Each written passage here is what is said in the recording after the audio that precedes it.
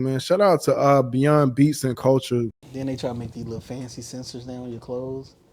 Little round part. Like, H&M, what y'all? Does it have the little cone on it? Yeah, it's on the opposite side. It's a little cone, like a little titty nipple. Mm-hmm. I don't know. I used to put them on clothes. For real? I remember the one time I had to take one apart, and I don't know why I did it by hand. Mm-hmm. Oh, when you read? Nah, I think I dodged it enough time. Oh, you?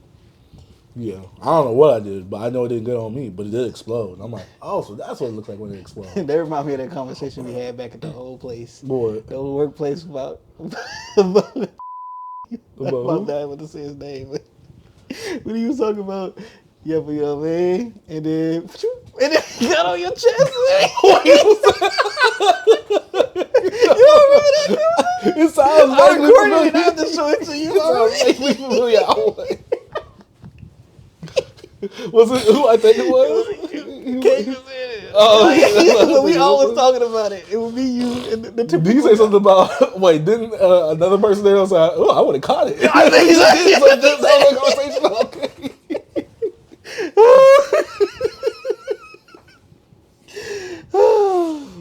Oh my God.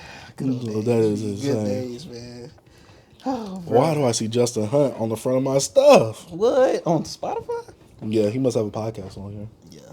Justin Hunt be wildin', bro. He did a podcast with Problem recently. I saw that. Did you watch it? Nah. I'm like, I saw it.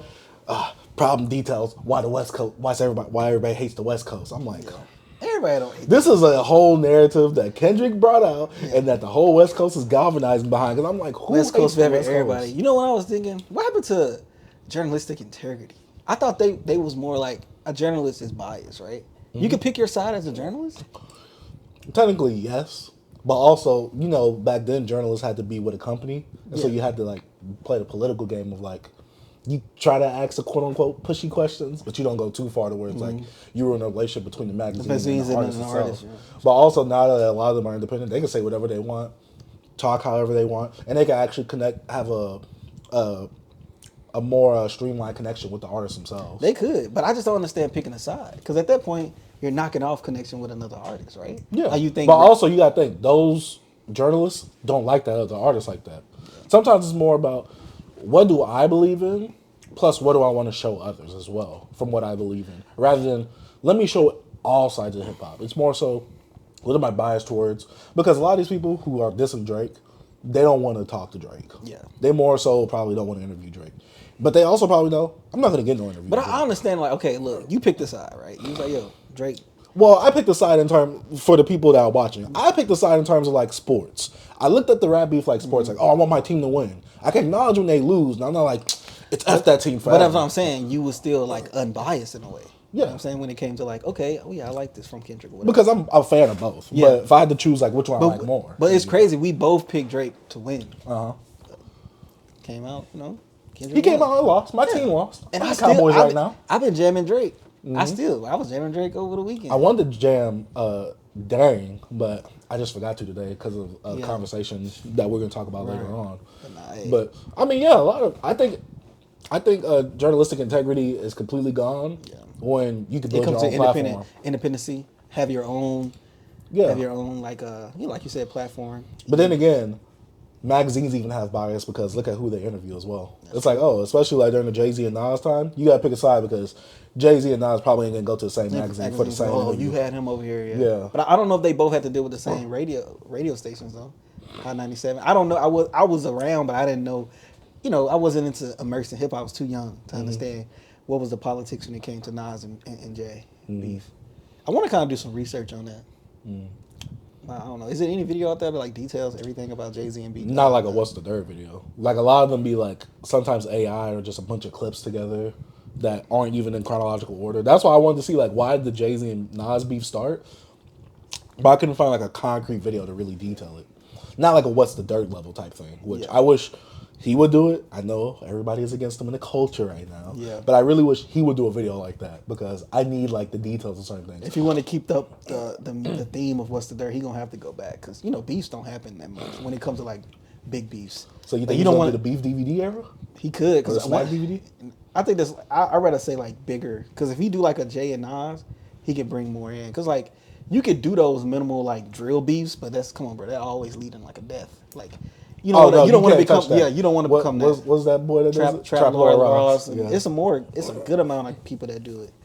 I got looped up into that stuff like years ago, like the Jacksonville people. Like Yeah, I all them never watched guys. that stuff. I got looped into that like, yo, this stuff is crazy. And I told my girl one day, I was like, you know, I want to go down there and just change. I want to go down there and just talk to all the young guys out there. But now I'm like, F them They're gonna niggas. switch you. They're gonna switch you down. I'm like, F them little niggas, bro. I remember before we can go on to the topics, but I had a conversation with a coworker, and she was like, you know, if you was rich, you wouldn't give back to the hood. And I was like, nah, F them niggas, bro. Because I don't want to say it like this. Negroes don't know how to treat stuff right. Yeah, and I learned that hard. And it's so crazy because it's not all of them. It's just a small. Yeah, group. we're talking in generalizations, Yeah. not over generalizations.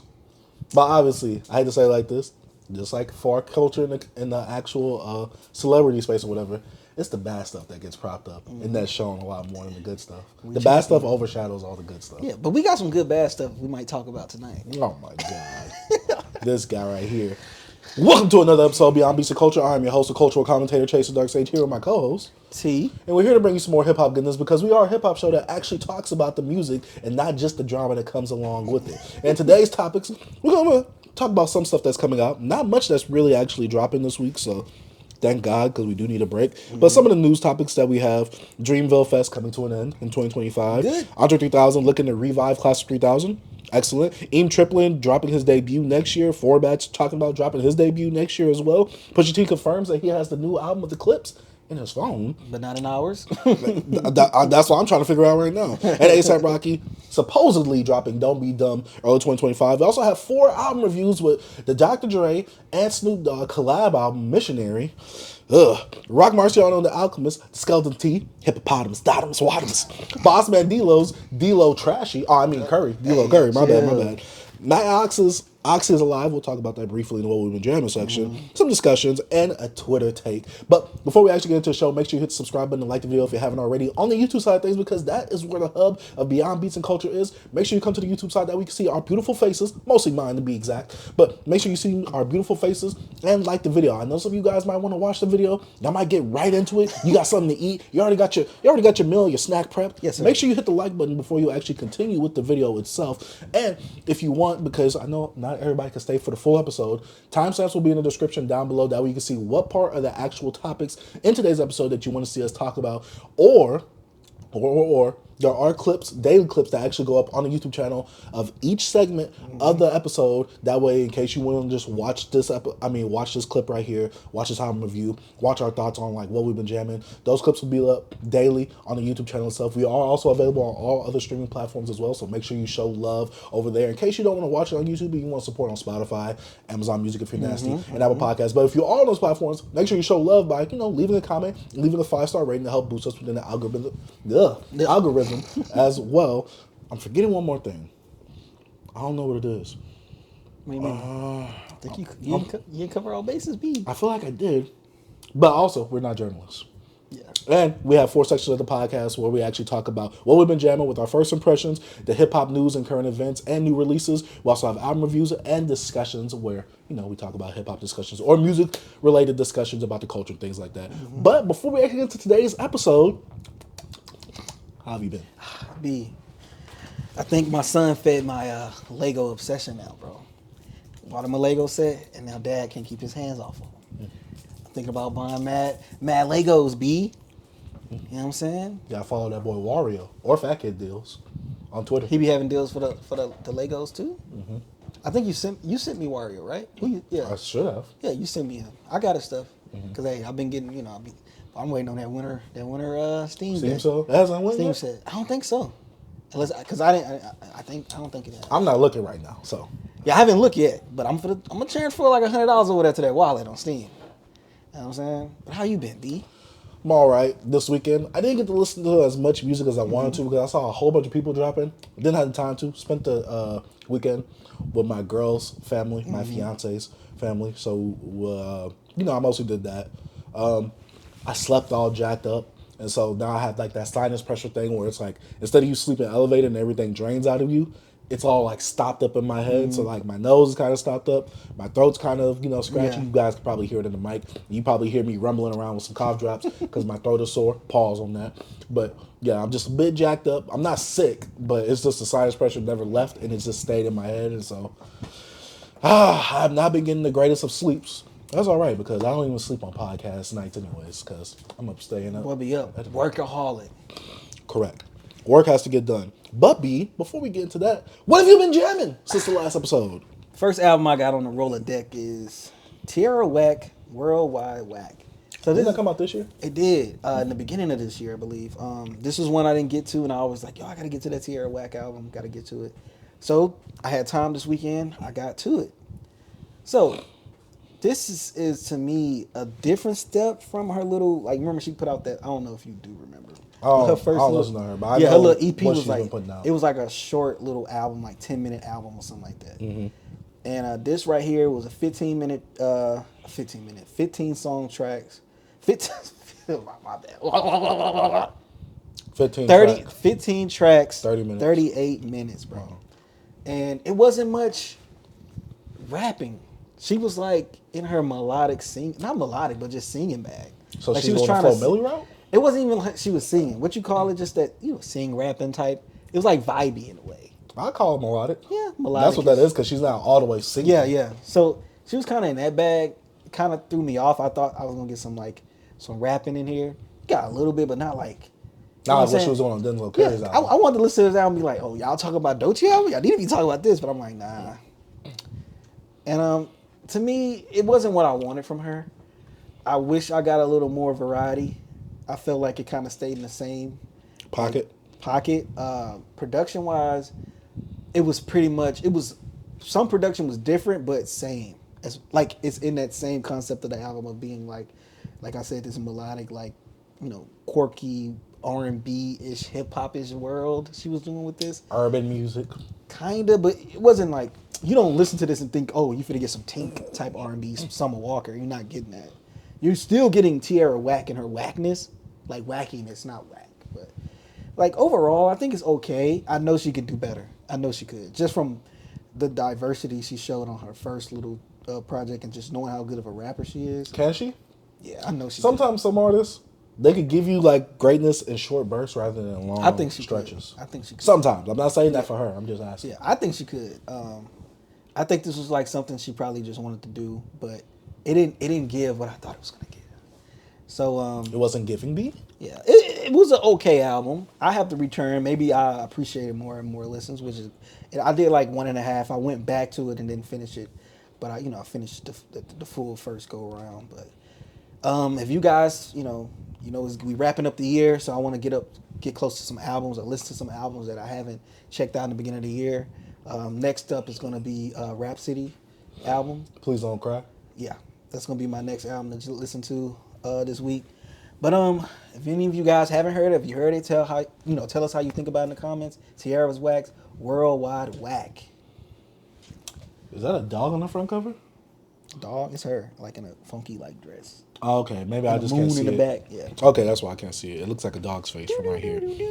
My first project that I want to talk about, St. John's, Ghetto Lenny's Love Song. Now, if you are familiar with St. John, this album is like within that same range. I thought it was cool for what St. John does, but if you don't know who St. John is, he's an artist that kind of like debuted kind of like within the SoundCloud era of hip hop, the cloud era of hip hop, where he was this guy where it's like you said, he's doing this fusion of R&B and hip hop where it's like very melodic. Like he's not really singing, and sometimes when he does sing, because of his African descent and his voice, he kind of has that Thames like sound to him sometimes when he sings. He's African?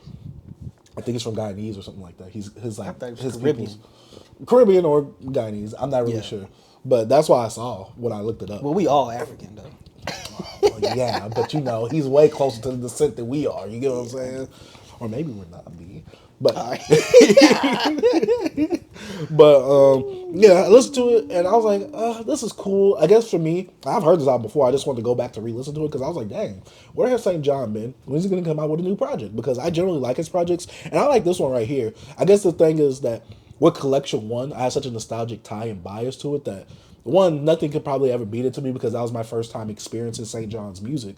But also, the way that it came into my life to where I was like, man, this is like, it's not like too different, but it's also Ghana. different compared to everything else. Huh? Caribbean. Oh, He yeah. from Ghana. His people from Ghana, but he's from New York. Well, he was raised in Ghana, okay, but he's also in New York as well. Split both his times. See, that's what I thought because he has a lot of, I don't want to say American. Yeah. He comes He's off as American, but he also comes off like from a different country. Yeah. Like at least his people. Oh, hey, I'm selfish. Selfish is like probably one of my favorite songs ever. That's off of the first album, right? Collection Collection One? One. Yeah, I love Collection One. No, I love Collection One all the way. And so I don't know if it's a nostalgic time, but there are some songs on here that I do like on Ghetto. Lenny's love songs like Trap, the song with Lil Baby, the song with Meek Mill. There's just some stuff on here that I enjoy, but I was just like, it don't hit for me like Collection One does. But you guys let me know if you've listened to Ghetto Lenny's love songs by St. John. St. John, whenever you come out, whenever you coming out with the next album, go ahead, hit your boy up for the exclusive scoop, and I'll be breaking it on the BBC myself. Did you ever get Collection One on vinyl? I wanted to, I didn't, and it was for Urban Outfitters, and it sold out. I remember it went crazy for. I remember how much it was going for. I don't know the market on it now. At that time, I was like, I can wait on it. Nobody knows don't say John. Yeah, that was during that time. Yeah, I remember. But yeah, what's your next project, B? See, I've been going my, re-listening to stuff. So my next project will be Doechii's Alligator Bites Do Not Heal. I had to go back to it, bro. Never heal. My bad. I had to go back to it, B. So I kind of still, it's good. I keep seeing it in these top 5 lists. It's everybody else's list. Do you feel like the lists and the push that she's been having on social media from all these other accounts boosted her up? Not saying that she's bad. Boosted her up has kind of like lowered your No, level. it haven't. I still feel the same way about the project. I just was like, I had to revisit it just to see if like will my feelings change of like, oh no, this is better. No, I still feel the same. I think it's a really good, debut mixtape album, whatever you want to call it. I just feel like I still feel that at the end it was just some songs was just chunked in the beginning. I feel like it was more direction in the beginning, even though I know it's more rapping. But I don't know. I guess if she would have mixed it up a little more, Took that pop stuff off, or at least no, she mix could it in have better? at least mix it in. At least keep one track, like show that diversity. I feel like it should have been at least 15 to 14 tracks, a little shorter, because I feel like at the end, the tail end of this album, it like drags and like a lot of the songs are forgettable for me. Like it's very top heavy, to be honest. And like the last song is like really good, like a good closer. But I was just like, I don't know. I don't know if I'm the only one that feel that way about that second half. How it just kind of drags and it's like, okay, I forgot this song was on here. Yeah, you got Boom Bap on there, but like Boom Bap is cool. But To me, like, everybody hypes that song up on social media. To me, I'm like, I didn't care about that song. nah, it I was thought it was cool. a I like cool the song. concept. I like the concept. Yeah, but I'm like, the way it got hyped up compared to everything else on that album? I think it would have been a good intro. I think that would have been a good intro because it gives me interlude vibes. You know what I'm saying? But I will change up the sequencing of that album. Like I think I'm really good at arranging tracks. You changed the sequence of the mixtape. It's a mixtape. Oh yeah, of the But then project. again, it's nominated to be a Grammy Album of the Year. So B, if it wins, It's an album. would it be an album, B? It's an album. She can't take that. She can't take that Grammy because it's not an album, B. I also saw her Breakfast Club interview. I saw an old Not a one. new one. I haven't seen a new one. Yeah, it was cool. Yeah, but overall, man, I think it's a really good project. Still think it's really top heavy. Just that middle part. That middle has some stuff in there, and in the end, Death Row's cool. Boom Bap, Nissan Altima. But then at the other, you got Hun, Slide, Fireflies, Get the F Out. You know what I mean? Beverly Hills, But Alligator Bites Never Heal. That closing track is dope. It's just some song I'm like, yo, bro, I'm like, yo, this has been like a really, really like, but I'm like, I don't know. Maybe, everybody is subjective, you know what I'm saying? But that's my only problem with it, just the length of it. I feel like it should have been a little shorter. And then some of the stuff was like samey, like, I don't think you should have put this in here. Like, just give us one track like that, and then we'll be good. You know what I mean? But I know everybody loved this album. Most people. It's in a lot of y'all top 10s. Doechii, Alligator Bites, Never Heal. If you haven't checked it out, I suggest it. Check it out. And I also just listening to your 11th album. Huh? You don't get it? Usually people in the anime community, they be like, oh, this is in my top 3. And someone be like, okay, watch your 4th anime, please. Oh, like, yeah. Because they be like, you only listen to like 10 okay. animes. Oh, yeah. I was like, you only watch. We said top 10 and you said your 11. Okay. I said, yeah, listen to your 11th album. That's why when people have been saying certain stuff this week, I'm like, please listen to more albums. Or I'm like, please listen to more music. There's way better albums than this. I saw that specifically, yeah, but I saw a list that had an album on there that came out this weekend out your top 10. And I'm like, yo. That was me. No, I'm talking about, you know what album I'm talking about. They came out this weekend? They came out this weekend. Yeah. I see. Oh, I commented on that. You did? Yeah, B-Dye. I'm going to say it right here. Yeah. F it. B-Dye, you put Missionary in your top 10. You are nasty. Don't you ever talk about my hip-hop ever again in my era, from blog era up to SoundCloud. Don't you ever talk about that again. Put Missionary I'm like, his there. list wasn't bad till I saw that at the end. I'm like, it's okay. I understand your list, but... No, I don't. I don't understand. There's other things he could have put in there. I don't. That's Blue why I don't Lips could have been understand in there, it. B. That's why I don't understand it. I don't, B. Even though it's his list, you know. Yeah, trash one. But like, come on, bro. I think he do certain things just to tick people off. No, he do. And he's perfect. He has his real list, and he like the list. Yeah, he's like, yo, I can't put this out Yeah, here. yeah. People are actually gonna take me serious for once. Put this one out there to get some discourse. In fact, the engagement bait, like they say on Twitter, B. Engagement forming. Yeah. But my next project, and you know, I had to go into the blog era side of things, or kind of. I listened to Ludacris's The Preview, which was his DJ drama Gangsta Grills mixtape before his album Theater of the Mind. And, you know, I just wanted to listen to it because I'm like, dang, I put all this music on my local files. Let me actually go back to a project that, you know, I haven't visited in like such a long time. Right. You know, Ludacris during that era, the mixtape era, that's when you actually went over other people's beats. And, you know, you was doing your freestyle or you was rapping on it or whatever. I thought it was cool. Ludacris is one of those people that I think he can rhyme really well. I think he raps really well as well. I'm a Ludacris fan, so I'm going to enjoy it anyways. And plus, it brought me back to that nostalgic time of like, oh, everybody's using auto-tune. There's some gimmick behind this. Look at this gimmick, guys. And, you know, he kind of like, he touches on that in a skit. We was like, oh, get the auto-tune thingy. We can sound just like T-Pain. And, you know, it was during that era of like 2008, 2009. Like I said, before his album Theater of the Mind came out. And I enjoyed it. He also was still like working with Player Circle when they was in the DTP, so they made some appearances. I-20, who I believe is Destroy Lonely's dad, he made some appearances on there because he was also under the DTP umbrella. And, you know, there was just some things that I really enjoyed from that project. But also, Ludacris, he's going to have his Ludacrisisms. He's going to have the wacky bars. He's going to have the funny bars. But he has a lot of character charisma when he does rap. So, yeah. Ludacris, The Preview, the DJ Drama Gangsta Grills mixtape. Check it out if y'all have it. But if you don't like Ludacris, don't go to it. I'm not going to say it's the best, amazing mixtape in the world. It's just a fun time to be had when listening to it. But you go ahead and go on with your next project. My next project is Drake Scorpion, B. You know what I'm saying? You know, we're going to have a discussion that, you know, later on during the show. But, bro, this album is fire to me, bro. I love this album. I've come around to it this year. It's so crazy, like, bro. I thought I was tripping. You know, back when this came out, I was on this album like, wow, Christ, you know what I'm saying? I was like, y'all was tripping, yo. Drake over here killing it, bro. Like, this joint is fire. And it was so crazy. See, like, me, when I start off this album, I always go to disc 2. Because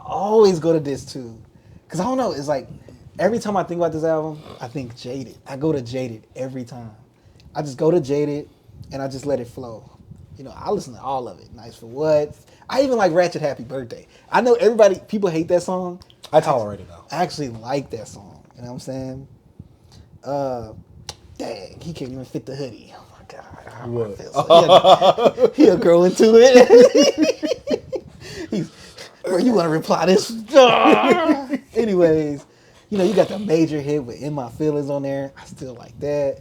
You know, Don't Matter to Me with Michael Jackson. That's a skip. That's a skip. I actually listened to it. I skip. Not bad, but like I'm saying, I will listen to it if I'm jamming the whole album, but it's a skip to me. For me, the skip on there, if I had to choose one, it would be the Nice for What. Hey, I'll jam that. Hey, All right, I ain't gonna get into it. Boy, be twerking in the car. That's crazy. Twerking in the Jeep. After Dark, fire. Oh! No, you was twerking after dark. No, the track. After Dark. This one time, I was like, man, come on with the Static Major little sample and whatever. Come on, Final Fantasy, March 14th. B, come on. Then I go back to this. If I go to this one, come on. What did he say? He said, you Negroes pop Mollies. My Mollies pop Negroes. Bro. That's why you gets mad. Hey, you go to survival, you know, look something. Then non-stop.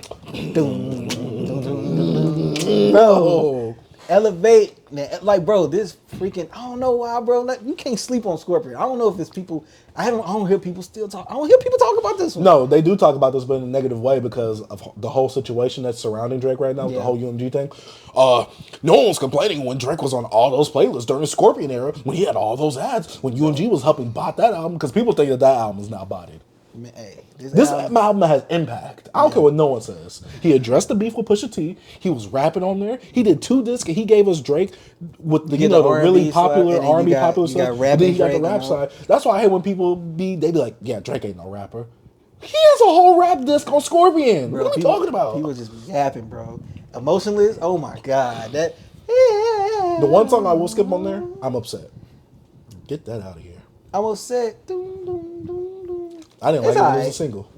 8 out of 10, fire. Mob Ties, fire. The song with They can't take and a Jay-Z. joke and then talk up. It's okay. I like it. It's fire. But hey, my stuff. Say, hey, what that joint at? What is that? Am I bugging? He's old, guys. Sandra Rose. Oh, bugging. It's right there. I'm played it. I'm like, where is Sandra Rose? And It's like on the later half of the album. It's right there. Later half of Disc One. It's right after Can't Take a Joke. Mm-hmm. Bro, Drake got some joints on here. I think it's his best album in the last, want to say 5-6 years? That's not saying much. I know, I'm just saying. People talk about Her Loss more than Scorpion. That's because it's more recent. Bro, I know, but like Blue Tint, Heat.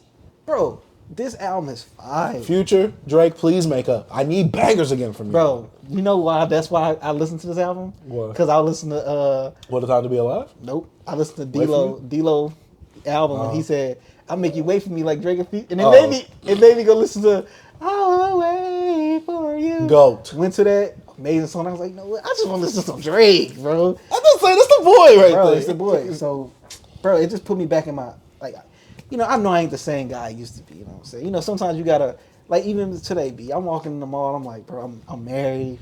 You know, you got honeys here. And it's just like, I'm not the same guy that I can just, you know what I'm saying? I'm not that dude no more. And I just like, Tevin, sometimes I just gotta realize, like, you're not him. You know what I'm saying? Oh, I never say that. I'm him. I'm not him no more. You know what I'm saying? But yeah, Drake, Scorpion, bro, if you guys sleep on this, I don't know. Some people y'all just hate somebody. Like, I understand. I don't like Logic. So if y'all feel the same way about Drake, how I feel about Logic, I feel you. That's different though. If you had a picture with Logic in your header, yeah, I'm not gonna take your opinion seriously, B. But if you had a picture with Drake, I'm like, oh, he knew the boy. Like he met the boy. I probably ain't gonna take you seriously. You got Drake in your header either, bro. No, not if you had him like by yourself. I'm talking about if you had a picture with him. I think only I don't like anybody really to have like pictures of rappers in their headers. Like by themselves? Yeah, just by themselves. No, I mean like if you have the photo picture with them. Yeah, that's why I don't I'm like talking that about. either. No, I can excuse that for certain artists. I can't. Unless it's like Stevie Wonder. Boy! If it's like Stevie Wonder, you know what I'm saying? Marvin Gaye, R.I.P., you know what I'm saying? It's like a legend. And like, yo, Drake Marvin Gaye no holding legend? me as a kid. Huh? Drake not no legend? Posting a picture with Drake is like, come on, bro. This guy posted up a $5 bill and a $1 bill to my... He in the... You remember that, bro? No. You remember when Drake had that picture with that? Oh, Drake. Oh, yes. I thought you meant recently. No, I'm just saying. Drake is like, nah, bro. Then they had a whole Drake lookalike this weekend. Like, Yeah, come on, you want to get a picture with one of them, B? corn balls. But B, you didn't want to get a picture with one of them? No. B, yep. Drake, Scorpion. I'm going to say it here. I probably said it before. Classic. I don't care what y'all I say. agreed with you when we said that. We've talked about them before. Albums that we came around on. Yeah. And I said that it was a classic. Classic. But my next project, I had to go back, B. I went back to the blog era, like I said. Listen to Childish Gambino's Royalty. Because I listened to all Childish Gambino's project this year. But I'm like, every time I go to Royalty, I always pick and choose songs I want to hear at the moment. I was like, I want to relive this whole mixtape. God, I love this mixtape, B. I enjoy this mixtape. Should have known. One Up, the song that he has with Ab Soul and Schoolboy Q. That's You like- necessary. You like that joint with him and Kilo Keish? Which one was that one? That's on the later half, right? Yeah. I like that. I like bronchitis. I like arrangement. Bank account looking like when little kids break in. Hey, shoulda known, bro. I used to be leaving. Shoulda known. I took night classes, bro. I used to be Bino. I'm so for reload. Green like a CeeLo. Smoking on that keys. Green like, hey, bro. I love royalty. Yeah, to me, that was my like coming on the project of Childish Gambino. I'm like, okay, and that was back then when you had to do your research on someone. Like once you listen to one project, you're like, okay, I gotta go back through the whole thing. I hated royalty when it came out. I loved it. Dang, that could have been on my list. I hated royalty. Freaking despised it, and then it just came. Grew on you, pause. It grew on me, no pies. Bino, I'm just saying. like that album, I loved it from the beginning. It's what got me in the Childish Gambino. Then, you gotta think. I think Camp was right before that. So after that, I got because of the internet. I was like, oh, I'm eating right now. Camp was see, that's what I wanted. That Camp. I like that corny Bino. You know what I'm I saying? like royalty a lot more. I Gambino. Did you like Stone Mountain? I hated it when it came out. I like it. I like it now, though. I like it when now. it came Bro, out. I wrote a whole review on Hot New Hip Hop about that. I used to be on there writing reviews. Journalist. Nah, just writing reviews, crapping on things. I'm only gonna write one when I hate it. I never wrote a good review in my life when it came to that. Don't worry, guys. Some of the albums that we talk about on this page right here, that's why he puts them on there so he can hate on them. No.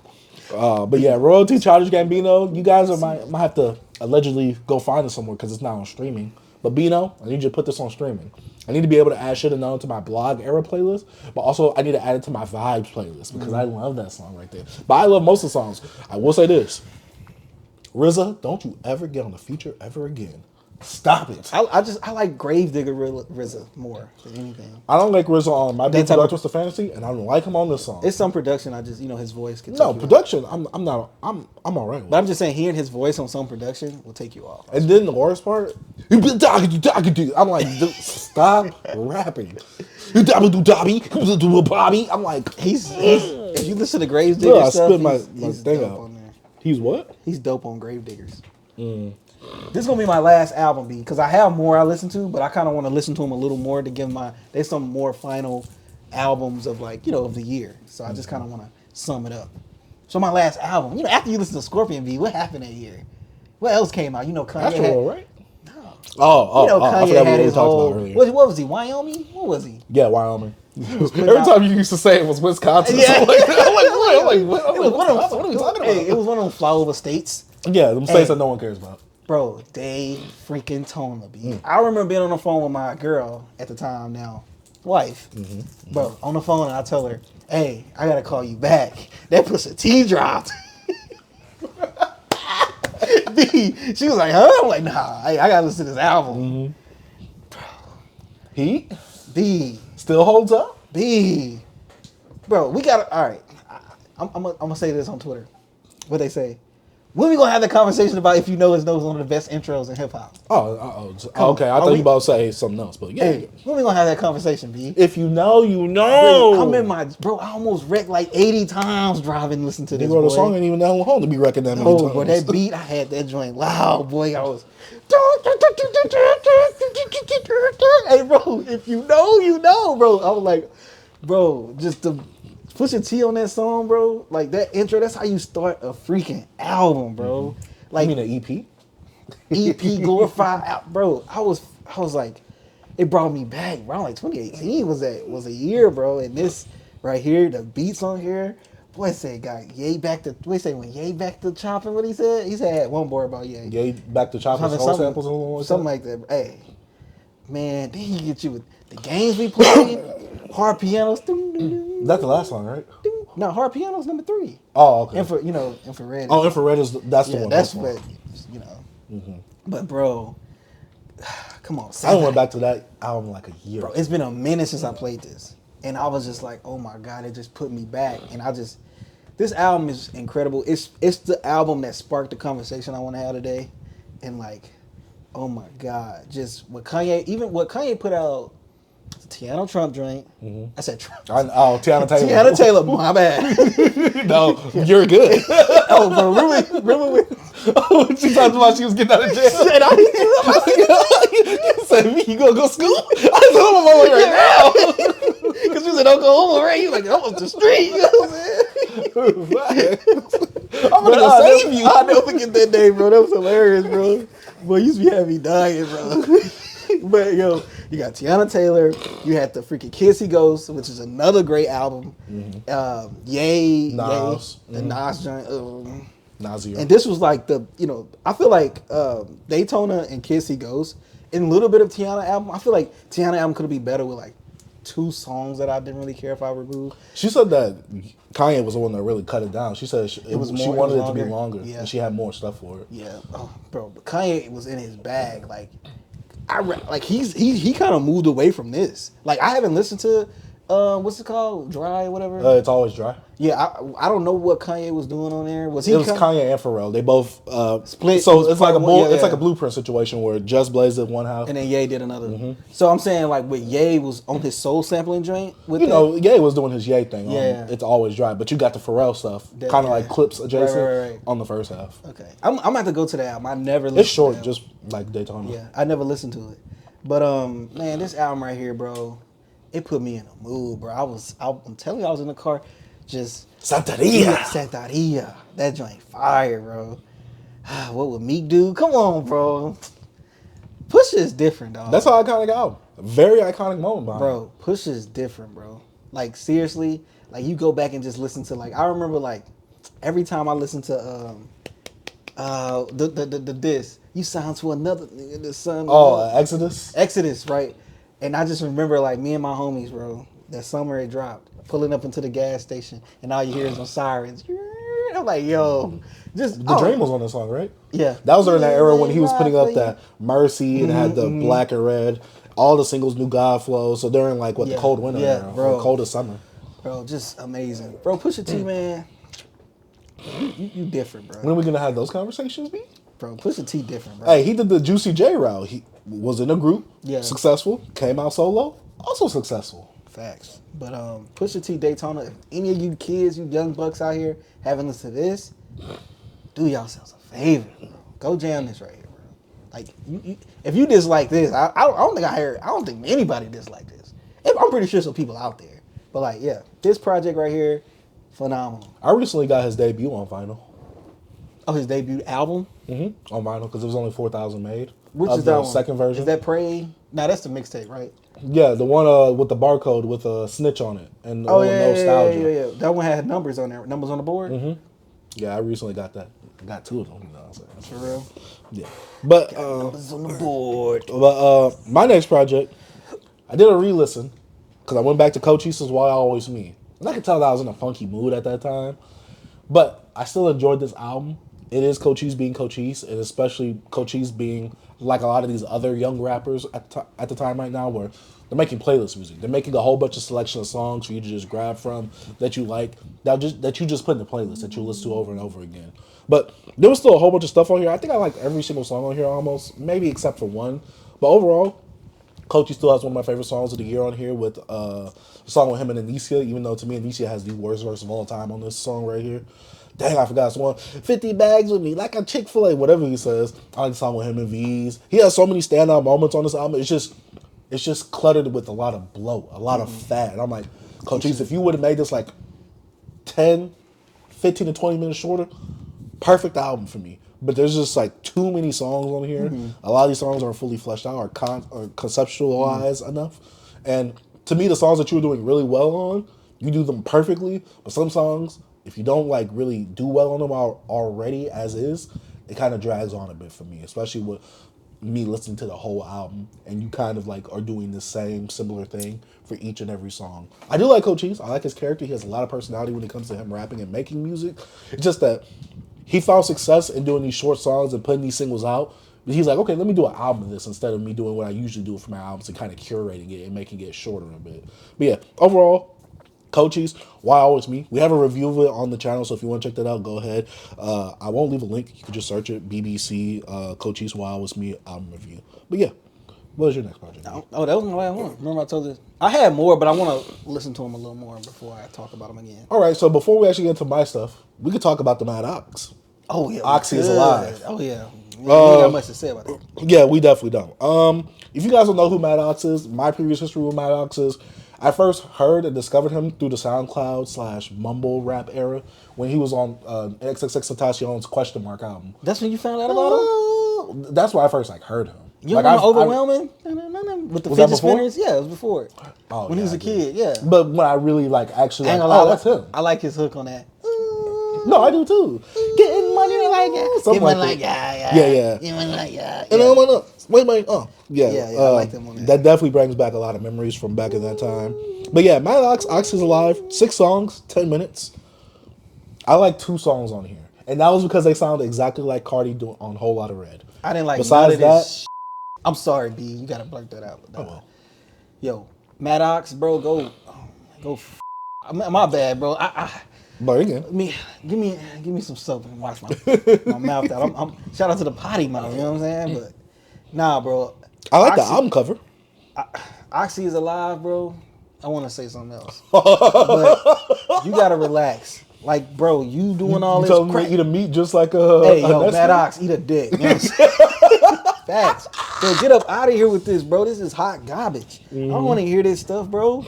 Cuckoo, think a lot, cracked out, uppers and downers, fed up. Come on, resurrection, whatever.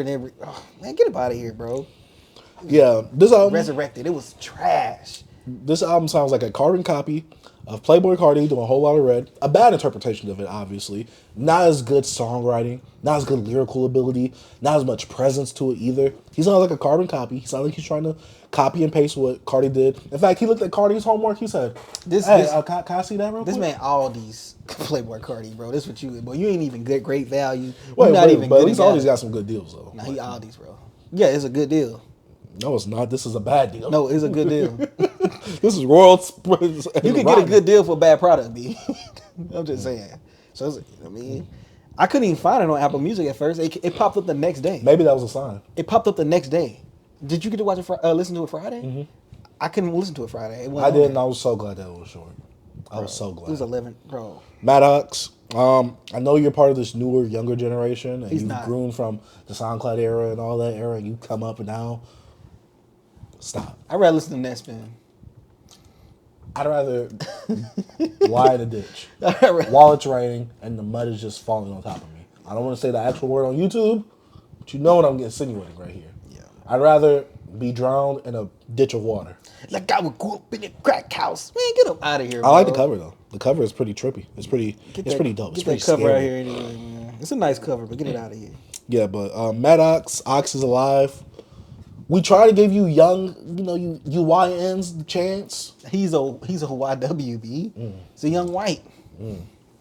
We try to give you YWs a chance. Oh, a white wigger. A young wigger? A young wigger? He's a wankster, me. He's a wankster? But yeah, we try to give you YWs a chance up here. We tried. They are 0 for 3 right now. Ian, Netspin, Mad Ox. Richard Mary. He's a YN now.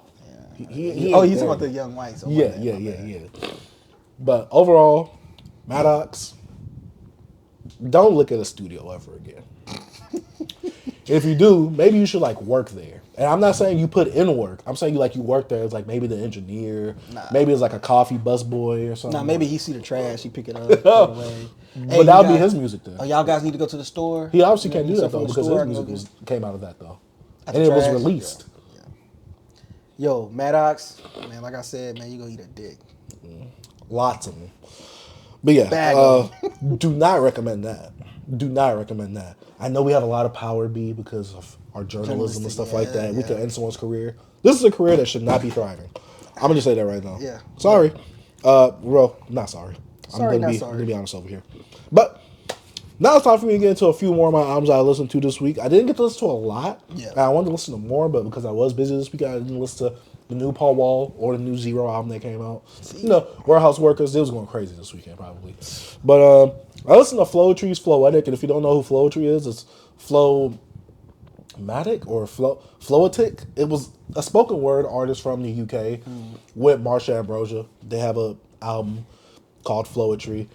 And it was cool. I thought it was going to be a lot more neo-soulish R&B, but there's times where they're very hip-hop adjacent, where Floetic, I think that's her name, the one that's doing the spoken word part, she's doing the spoken word rapping thing happening, and it gives me a lot of the Miseducation of Lauryn Hill vibes to it, but it doesn't have that same like staying power for me. Yeah. And the hip hop songs didn't do it for me. I like the neo soul songs a lot more. And there's not enough of them there for me. Now I do notice that I did listen to this when I was in a bit of a funk.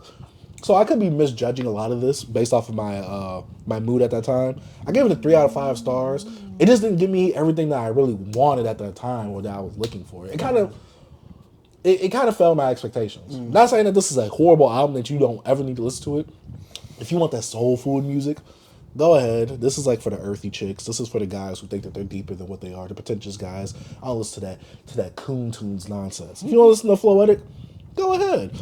They be the most ratchet people. The ones that listen to stuff like that, boy, don't play with them, boy. They be crazy. Some of them, yes, but I say most. I say majority. I know a lot of them. Hair all under the armpits. Yeah, they got bodies on them too. Cause they, it's just a spirit, it's just a connection. The rocks, but you get the rocks. Goddamn hippies. And get the what was the thing called, the dream catcher? Barefoot hoes, bro. You gotta watch them. You need to wash their feet. That's what they need to be watching. Watch But yeah, their ass. Floetic. It was a cool album. I just wish I had more neo soul joints on that album. And my last project I listened to, Bembada, and it's by Majita. Majita is this artist that recently had like an on the radar freestyle thing. It was kind of going viral because it did sound good. I went to her project. It didn't follow suit me. The single, it did mislead me. She kind of is in that vein of like a Pink Pantherist, but she's a lot louder. So it's like bass pop or whatever. It's kind of like that, but it's also mixed with like urban influences like hip hop and R&B kind of. It just didn't do it for me. I need to hear something else past this, and I think this came out this year. But man, that single, it really misled me because I'm like, I like this single. This single sounds good. Went to the album. The single's not on the album. The single came out after the album. The single's not even on streaming services at the time of when I listened to this. So it could be on streaming services now. But I listened to the album, I'm like, it's not it. This ain't it. Like your songwriting isn't there. Your singing, your melodicness isn't there. How many tracks she had? It was really short. It was like an under EP? 30 minutes. It's like one of the things that they consider albums, but it's really short enough to be an EP. It's about 10 songs, 26 minutes. This is how she looks right here. Or they. I don't know what they conform as. And she's British? I'm not sure where she's from. I thought you said that, my bad. No, she just reminds me of Pink Panther. Oh, that's what it was. The sound of her music. That's my girl. But it's a lot louder. And yeah, I only like 2 songs on here. Benny X has some features. Has some placements on here, production wise. Freddie Gibbs? I looked at that. I was like, "What is happening right here?" But yeah, Benny X has some production placements on here, and I like the joints with Benny X. But I only like 2 songs on here, and that is ETA and Pink Switch. And I gave them like pity likes. Like they're not like full on likes. So I'm just like, "Ooh, I need to return to that." I was like, out of the album, for me to remember that I listened to this album, besides me logging it onto my music board, let me like a song or two that I actually thought was all right. But I'm not saying that you don't have potential, because that area that you're trying to go for, it definitely has a demand there that's not being supplied, but I need you to actually make the demand worth the supply, if you get what I'm saying. So yeah, Majida, Bembada, not my cup of tea, but you do have growth to where I'm just like, if you get some better writers, maybe some better production as well, you could really do something with that sound. But yeah, that's about it for what we've been jamming. Let us know what you've been jamming down in the comments section down below. But now, B, it's time to get on to the news section of the show, where we talk about current events, the latest news, and some of the music releases that's coming out. We have a very short list of releases that's coming out that we actually have announced. A$AP Rocky's Don't Be Dumb, early 2025. He said he was getting pressed, I guess, like on some carpet thing that he was walking on, maybe a fashion week thing or whatever. People was recording him. He was like, "When's your album gonna come out?" He said early 2025 or whatever. B, do we believe that? No. I don't believe him. He's starting to become just like his bandmate, Playboy Cardi. He talking about us, bro. When he say don't be dumb, it ain't coming out. I ain't even do. You didn't do the knowledge, B? I didn't. I just made the whole connection. You know what I'm saying? Okay. I see what you're saying. But yeah, don't be dumb by pre-ordering this again, because all the pre-orders, they get refunded for the vinyl. A$AP Rocky, you have disappointed. You were supposed to come out. We were supposed to have been review your album. Bro, it's hard for him to come outside, bro. You see his wife? Also, people say that he has some type of case. I don't know what the case is. People say, "Oh, he's going to be in jail soon." I'm just like, what happened to A$AP Rocky? Oh, they probably talking about the, Okay, yeah, I don't know. That's what I see on Twitter. I think it's the pew, pew, pew. Oh, okay. Okay. Next piece of news we got. Pusha T confirms new Clips album is done. He says that he has it in his phone. My next question is, why don't we have it in ours? I don't know, B. That's a real problem right there. You're doing us a disservice. All it takes, I know it's just like YouTube. Schedule, upload now, upload later. Upload the goddamn album right now if it's done. Push a T, push a button. Facts. Let me see you push a T. Facts. Hey, no, be like Drake. Press the red button. Hey, sue him. I'm suing him because he hasn't put that album out yet. For the BBC, we've been trying to review that bad boy. I didn't see his clips is really there still. Hey, I know Pusha's there. I listened a little bit of Laura Willing today. I listened a little bit of that. Enjoyed it? Of course. Laura Willing or Hell Hath No Fury? Laura Willing always. You seen that the thing that they've been having on Twitter, debut or sophomore? Yeah, they did one with little brother, and I almost fucking killed myself. But I put debut, even though that's Shout out to my boy because my boy posted that one.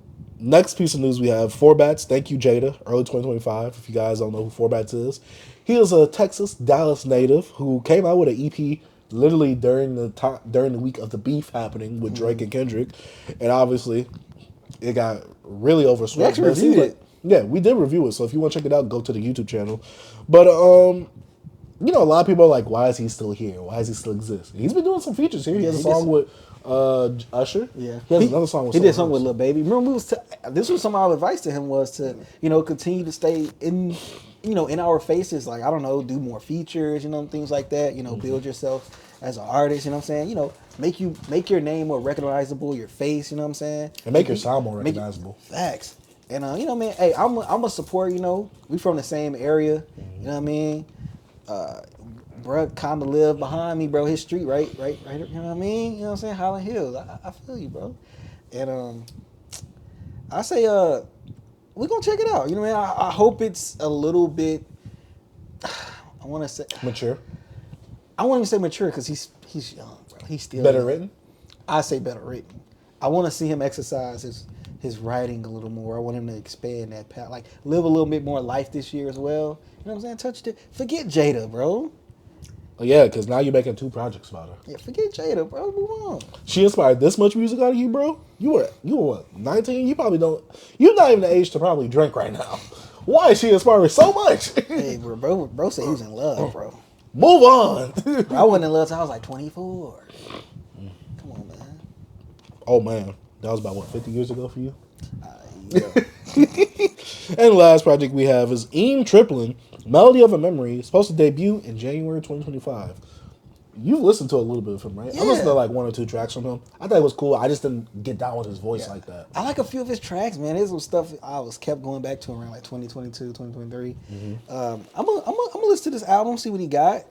But I'm to be honest, I'm not expecting nothing like crazy. If he's still going down the same I feel like he has his own little sound. You know what I'm saying? He does the little samples and he has this little voice and it's like I don't know, it feels like something, it kind of I wouldn't say poppy in sound wise, but poppy with his voice a little bit. Like, it seems a little more bubblegumish to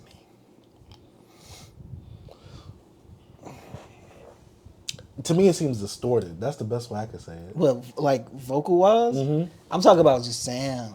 Because his production, the samples he used, like his BP is always high. Like I've only heard a little bit over like a hip hop, a standard like trap tempo. It's a little bit up there, you know what I'm saying? And I'll be like, I like it. Could it make you? I've only heard 1 song and it didn't. It's that 1 song. I think it's one of his more popular songs. It's the one where he's like this on the cover. Yeah, because he speeds up like the samples he used. Like he always do that from the stuff I heard. Yeah, see, that's why I didn't hear anything that sounded like that. To me, it just sounded distorted and it didn't sound well mixed. It sounded like he was recording it off of a phone. Yeah, he is one of them guys that started off as a producer and started rapping as well. Do you know anything that he's produced? Do you know if he's No, I produced think he was a anything SoundCloud like producer. I don't know if he produced anything for anybody, but I just know he was a producer first, and then he started just rapping over his beats. I believe. Even Triplin. Hey, I'll check it out if you want to. You know what I mean? Talk about it. We don't know if you want to review it or not. I'll check it out for a YN review. Yeah. But yeah, besides that, nothing is dropping. I think this week besides maybe the Bodie. Bodie who the heck is Cardo? I think. Who the heck is him? Yeah. The one. Oh, it is December 20th. That's why I couldn't think of it, bro. I was like, man, what's coming out? I forgot. Yeah, I don't know what else is coming out. But yeah, that's about it for some of the new music releases that are actually coming out. Not a lot's really happening right now because of Rolling Loud. Yeah, and Rolling Loud's going on. It's the end of the year. People mostly, wrapping up and kind of gearing up for the next year, first quarter. So we'll get way more stuff. Not in the first quarter, but once you start edging into like March, March, you know what I'm saying? Once you get to the end of the first quarter. Yeah. Once you get to the end of the first quarter, that's when things start to like pipe up, you know what I'm saying? But yeah, that's about it for music releases and announcements. Let's go ahead and talk about some of the hip hop news and current events. Like I said, it's been a slow week because of Rolling Loud. So a lot of artists aren't trying to be overshadowed by anything that's happening over there. But one biggest thing, I guess, is the Dreamville Fest officially coming to an end in 2025 with April 5th and 6th being the last days. Yeah, that's pretty wild. Yeah, because with J. Cole, it seems like this is gear up for the fall off. Great promotion and marketing behind it. But man, it was like you sacrificing all of Dreamville? I mean, I will say this. I hate to say be that person. No one in Dreamville is that big enough for it to be a festival. And I know that other people come there to, do songs and stuff like that, but Dreamville as a whole label or whatever collective, it's not big enough to really have its festival. You don't think so? The people in it. I don't think I think it's more of a just collective of the people collective of him, and then also like you said, other artists perform. It's just that festival. It's like Tyler's festival. Who's big in Wolfgang besides Tyler? But I'm saying, you see what I mean? Yeah, it's because I heard like there's other sections of Dreamville, right? But it seems like for me, it seems like he's dismantling it, and it seems like he seems to be maybe dismantling Dreamville as well. I think he might gonna focus more on his being an executive, like him focusing more on his label. Maybe he's. You think so? I don't know. I still got to go into the podcast. I wish I can. I think I'm gonna just have to play it all on my computer because I heard if you play it on your phone and you go out of the web because it's website, it'll stop playing or something like that. So I might just have to play all 10 episodes on the weekend, probably like Friday, Saturday, Sunday. But I don't know. That people seem like he's gearing up to retire. So you thinking he's just gonna? I think he's gonna retire as well. I don't think he's gonna. I don't think. I think he. I don't think so. As an artist, he could, but I don't think he's gonna just disband his label because, you got then the contracts he probably got, some of the the deals he have with them. So then why? I don't think the festival's a. I think that's more of a like him thing, because he don't have to do the festival. Mm-hmm. You know what I'm saying? Maybe it was just something he wanted to do, for the time being for the city, because he holds it. Is it in North Carolina? Like yeah, because Little Brother was there performing that 1 year. Yeah. Shout out to them because that's how they got back together. Yeah. So it is what it is. Yeah, it just seems like he's really gearing up for this whole fall off thing and everything that he's like stopping or not really doing as much anymore, especially with this, him ending Dreamville, him re-releasing some of his mixtapes and doing the whole little podcast series. Seems like he's really gearing off to I want you guys to remember how I was. And now this is my fall off moment. This seems like great marketing. This is like a great tactic to get people hyped for the fall off. I'm just wondering are we going to get the fall off soon because of all this stuff? Because April 5th and 6th, that's just next year, a few months away. Oh, we're getting our fall off in I think second quarter. I think that's the best time to get it. You don't think that'll be during a bit of summer? Yeah. Third quarter's a bit of summer too. I think it'll be good around that time. Because it's one of those albums you like. It's J. Cole. He's big enough for artists. If he put out an impactful album that he will last, those next few months down the line that people are still going to talk about it. I feel like him putting out an album in the beginning, he is J. Cole, so it will be mentioned, but I don't think it'll have that steam. But what if maybe this is his last one because he's going to drop the album before this and he's going to perform that album here? On there? Could be. But yeah. I never been to a Dream Fest. I haven't either and I don't want to be. Never really been a fan of his collective, even though I know he have other artists that come on. But my whole thing, what I really want to go to is the Roots picnic one day. I love it. That's my vibe. Maybe that's the one I was thinking about, where they have different sections of artists performing. They do differently. podcasts there and everything. Yeah, that's actually pretty fire. They need to have the BBC there one day. Because we are here to compete. And the last piece of news, Andre 3000 is looking into reviving Class of 3000. I thought this was very interesting that he said this, and I was like, okay. I'm like, this. I know a lot of people, this generation of kids are actually going to have a Class of 3000. I'm just like, I didn't know that many people loved this show. I loved it because I was a fan of Andre 3000, but also I was a fan of Cartoon Network at the time. With it not being I think Cartoon Network is gone now, right? That's what people were saying. Cartoon Network is shutting down. That's what I heard of. You guys can fact check me in the comment section down below. But a lot of people seem to be hyped for this. I would be excited to watch each episode, but I wonder where is it actually going to go now because the landscape of music is just so different. So I'm wondering like what exactly is going to tackle, especially with someone who really isn't making music now except for flute music, features here and there. I saw some people saying like he was talking about rapping or something like that. Like he want to rap. I don't know. Hinting at rapping? But he said it on his interview with Nardo. Because he was saying that the label told him the album didn't count or something like that. Yeah. Which I'm like, I can say it like this. Correct. Yeah. Negro, Bro, you put out I signed you to rap. Bro put out wind. Off a wind instrument, bro. Like this counts as album, right? No, you can't even replay this. Like, you can't do the whole thing. Like, all this stuff is freeform. You can never replicate this again. It's not an album. Dang. Sorry, Andre. You got to give us an album at some point. Maybe link up with Big Boy. Say an album featuring Big Boy? Oh, like that. No. But yeah, I don't want a new Outkast album. I'm afraid of how that's going to sound now. But yeah, that's about it for all the news that we have and all the current events. Like I said, Rolling Loud is taking over everything right now. Mm-hmm. But B, it's now time to get into the music section of the show where we actually talk about the music. We actually give our thoughts and opinions about music that's coming out. And, everything isn't about drama. We have Snoop Dogg and Dr. Dre's Missionary, Rock Marciano and the Alchemist of Skeleton Key. This guy got the bonus version. BossMan Dlow's Dlow Curry. Oh, we have 3 albums because we already talked about our 4th one. Mm-hmm. Maddox was supposed to be in this section, but we talked about him what we've been jamming because we didn't have many words for him. But B, which one do you want to start off with? I say we start off with some Rock Marciano, B. Hippopotamus, Bottomus. Oh, that boy is going. Okay. Rock Marciano's and the Alchemist of Skeleton Key. I have been hyped for this ever since we announced it in the last episode. Boy, going into this, I'm like, okay, Alchemist is going to give me some good production because Alchemist is one of those producers. If he's paired with a person that I like, I know I'm going to enjoy it. Mm-hmm. And Rock is someone who, because of the Elephant Man's Bones, which this also has a tie-in with the Skeleton Key thing, I'm like, all right, we're getting the whole little skeleton feature. Theme happening right here. I'm like, what are we gonna get into right here? I'm not gonna lie, I did expect the Elephant Man's Bones 2 because of the titling and because of him doing this with, the Alchemist again. I didn't necessarily get that because I feel like a lot more stuff was a bit more fleshed out in the Elephant Man's Bones than this one. My biggest problem with this album is the length. Pause on that. The time length. 10 songs, 26 minutes. Rock. B, it's the teaser. I need more. You know it's that teaser, B. It has to be. Because B. They put it out like that's something probably they was working on. No, like, real good run or promotion. Like, a just week like, before. they had like a live, like they had a meetup. I mean, what they call it, a listening party. And people came through a listening experience. People came through and then the album came out a week or 2 later. You know what I'm saying? So. But yeah, Rock, he never disappoints me with the rapping. Yeah. Like I said, before this whole album was announced, I was going back to Elephant Man's Bones, the Daddy Kane, all them other songs on there. Like I said, I've got a newfound liking for him because of me seeing him like, not exactly as an MF Doom Jr., but he has a lot of MF Doom isms about him. Yeah. But he's like a pimp with it though. Yeah. You know what I'm saying? So Pimp's dead.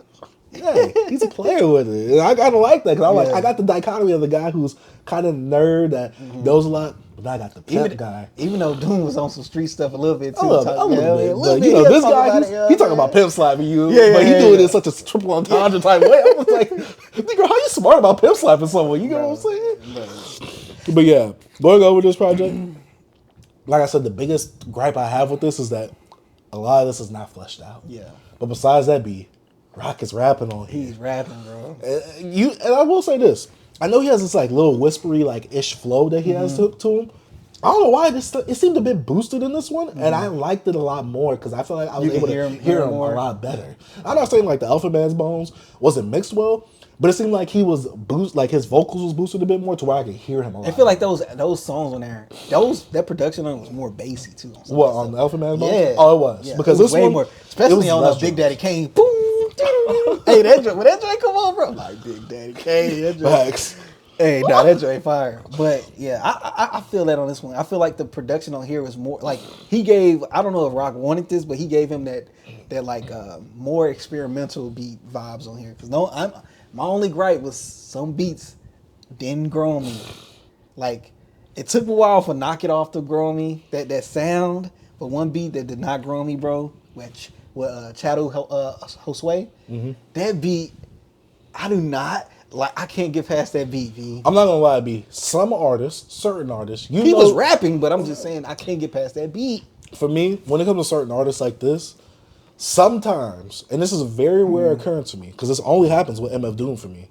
Sometimes I'm like, okay, production, it's but Rod killing it right now, so I don't give a F about that production. I'm like, that boy killing it right now. For me, sometimes the production doesn't need to be all there for me to still enjoy the song. I enjoyed the song. Because to me, Rock could make the song his. It's just that, obviously, like I said, these songs ain't really fully fleshed out for me to be like, damn. But it's like, I love the rapping. It's just that production on that one.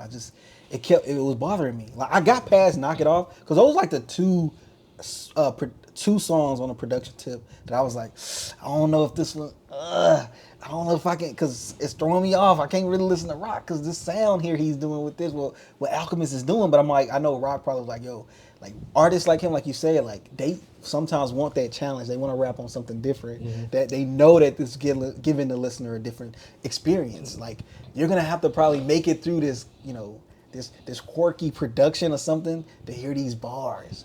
So that's the only one that what's it called, Chadu Josue. That's the only one that I was like, the production is killing me. I can't get past it. Maybe it'll grow on me because usually stuff like this, the more you listen to it, you kind of can grow. You know what I mean? And I had a whole week with this album, and I listened. Some days I didn't listen to it. Some like today I came back, listened to it twice or whatever, and like.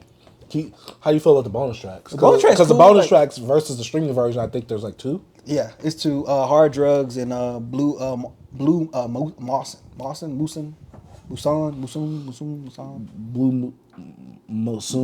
Yeah. I like those tracks. I was like, man, what if he would have just put Hard Drugs on there and took Chadu Josue off to me? But they like short tracks as well, like a little bonus, you know what I'm saying? It adds more to the project when it comes to like the 30 minutes, like more runtime. But like I still feel the way of like, it don't feel like the albums, like the songs are like fleshed out. A lot of the songs are like, they're short. Not saying like, oh, these is not good songs. They are. Like Chopsticks is super dope. Street Magic, Mystery God, bro. Knock It Off. I love the rapping on that. And like Acid, Roof. Oh, Rolf. No, Skirt Steak. Skirt Steak is, bro. How Rock was rapping in that sample. I'm like, see, this is my bag right here. And I was like, and then cryotherapy, you know what I'm saying? He's like talking about his ice? Yeah, like he went to cryotherapy. You know what I'm saying? Talking about the ice, yeah. How he so lyrical with it? Yeah. But he also making something cool, bro. I'm like, come on, bro. What you doing right now? No, Make Sure was dope, too. I don't know if you remember. Which one was that one? Make Sure is like the ending track? Yeah. Oh, yeah. Bro, like, man, bro, Rock, bro, and Alchemist together, bro. Like, I feel like you said, this feel like a little sample. I know we're getting something next year. We have to, bro. Because this wasn't enough. Nah, we getting. They gave me a taste. I want the whole load right now. That boy said he want that meat. Facts. Look, that's how I got to it, because the Elephant Man's bones was the remaining piece of it. Yeah, bro. You gave me the Skeleton Key, and I know this is like a reference to some movie that came out. And I like how he kept like in certain verses he'll be like, oh, you need the Skeleton Key. Like he'll bring it up. So I think it is going to be like a trilogy of some sort. I wonder, is the first album, Elephant Man's Bones, does that relate to a movie of the same name? I don't know. Because the Skeleton Key is actually a name of a movie about, I think it's somewhere in the Caribbean or something like that, where there's this housemaid that helps this old man, but the house itself is haunted. She needs a skeleton key. It's of the same name. Yeah, I might have to do my knowledge. I haven't done my knowledge on that. I had to look that up because I was just like, when it comes to stuff like this, I'm like, I need to like understand it a bit more. Yeah. Like, what's the skeleton key? I haven't done that yet. It sometimes I'll do more of that when it comes to like titles of songs. I'm like, what does mean? And then I look it up. But like, I didn't do it on the album. Dang, I ain't noticed that. Oh, that's fire. Yeah, that's not on mine because I got the. You got the downloaded version. Yeah, you have the non-streaming version. I wonder what it's like to have 2 extra bonus tracks. Man, yo, Rock and Al, bro, like, did disappoint on this one. Really enjoyed it. They did disappoint me. That just because it was too short. That run length. I think I like this one more than Marciology. Oh.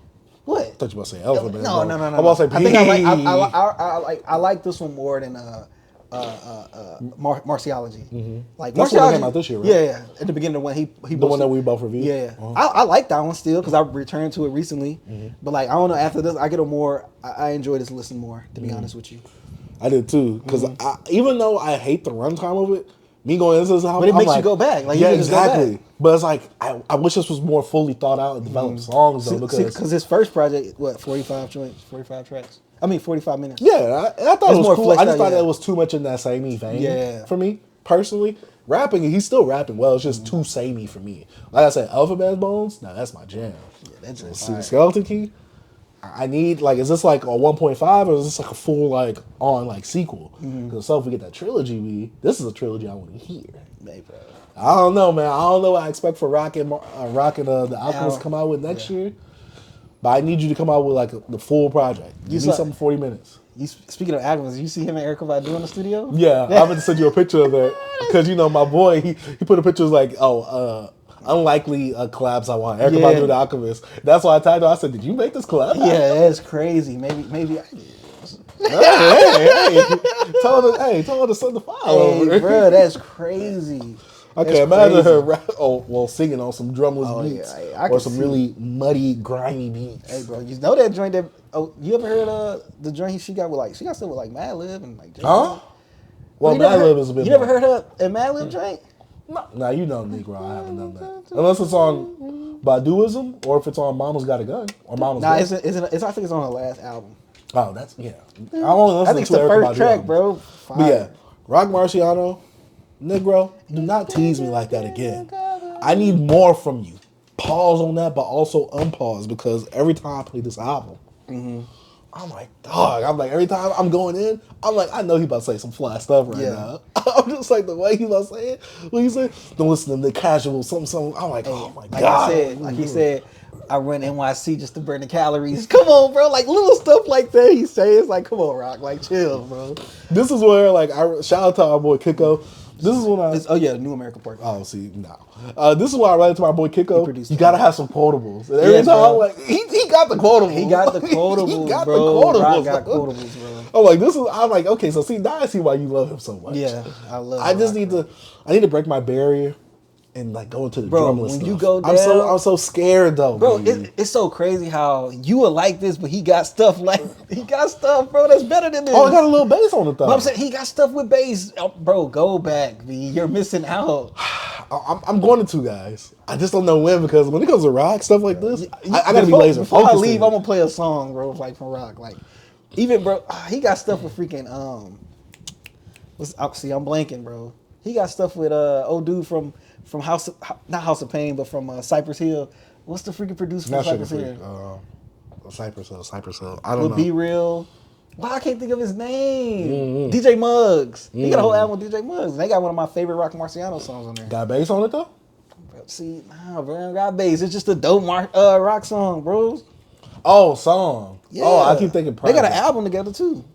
Bass on it though? B, it don't matter. It does. I told you, if it don't bump in the whip, what did I say? It's an automatic skip. Bro, the Chaos joint, crazy. We'll see about that one, guys. We'll see about that one. But Rock Marciano and Skeleton Key, I hate when good things like this come to an end so quickly. Yeah. This don't need to be short. But look, it needs to be time-wise, it needs to be a bit longer. What's so great about him, right? Like you, the position you're in, it's so much rock you haven't heard. I wish I can go back and listen. It's times it's so much stuff. I'm like, man, I wish I could hear this for the first time again. Like, you can experience that, B. Go back. Don't freaking tease yourself or like do a disservice and just listen to the Elephant Bones and Skeleton Key. Come on, bro. You got more. I'm telling you, there's some stuff on there. You can be like, hold up, B. I'm telling you, bro. Go back. B's gonna make me feel player though. Yeah, bro. He's the pimp. Instrumentals, come on, man! Don't play with Rock Marciano, man. But yes, Skeleton God. Key, Rock Marciano, the Alchemist. I would say I did it again. It's just that goddamn time length. But Alchemist came with that production that I liked, with Rock Marciano on top of it. I was eating. Yeah. I wish I had the bonus tracks. Hey, I can see you that link. Hey. Yeah. Allegedly, though. Yeah, Allegedly. I can send it to you, B. You know what I'm saying? You know, I'll be able to hook up. You know Allegedly, you know what I'm saying? But yeah, let us know what you guys thought about this album down in the comment section down below. But B, what's the next project you want to talk about? Hey, I'm a pop beater. I'm a bowl beater. No, I'm a Mr. Beat the Road. I'm a pop wrestler, bro. BossMan Dlow Curry. I cannot believe that we're about to have the most opposite opinions on this right here. Bro, this album, B. I was told that my rap opinions are bad, B.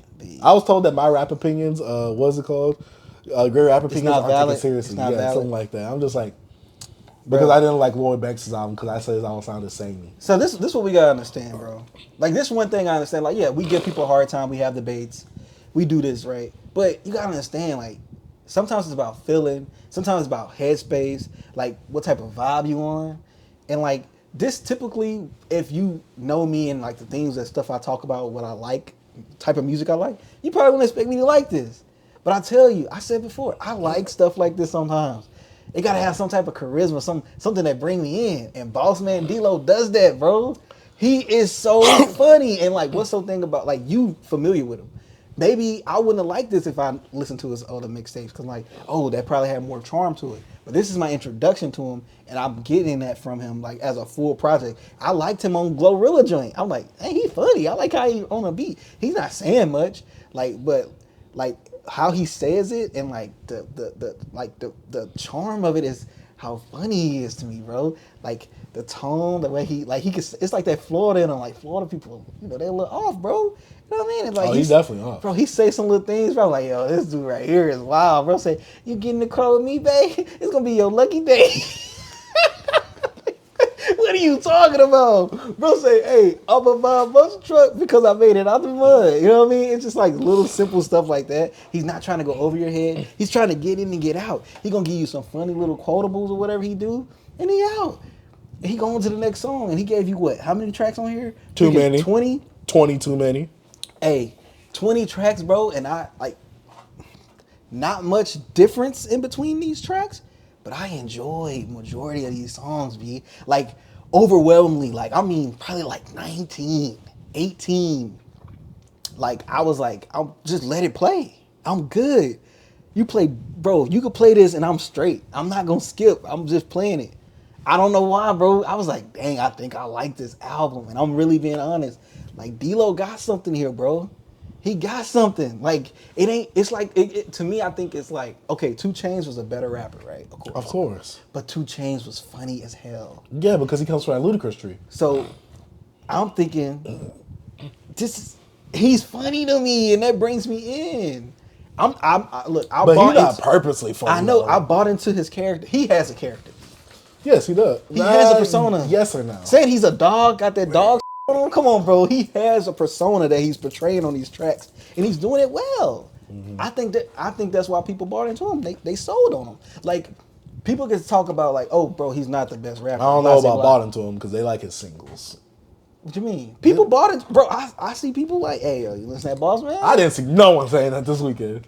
When I was on tour. I'm not only on, you know what I'm saying? We got different, you know? Yeah. But I'm just saying, bro. Dlow, bro, I enjoyed this. I didn't think I was going to enjoy this, V. I did. I enjoyed this a lot. This was my most fun. It's like the most fun I had all year with the album. Like, I had so much fun jamming this in the car, blasting it, pulling off on the lot, listening to 46th Street. Bro, heat. Bro said, your ass fat. But your sister's ass fatter, sis better, whatever you bro. He was going in, bro. Come on, bro. It's crazy. I remember last year, my little sister and my little cousin came over. Was that? I think it was the beginning of the year. No, it was actually last year. Or was it the beginning? It doesn't matter. I said, what y'all listen to? They said, BossMan Dlow. I'm like, who the hell is that? BossMan Dlow. You know, I'm being an old head or whatever. A young OG, a young old head. And I'm like, whatever. Bro, I see what they see now, V. I see how the ladies like him, too. Nah, the ladies was killing him a few months ago because he got exposed. What'd he do?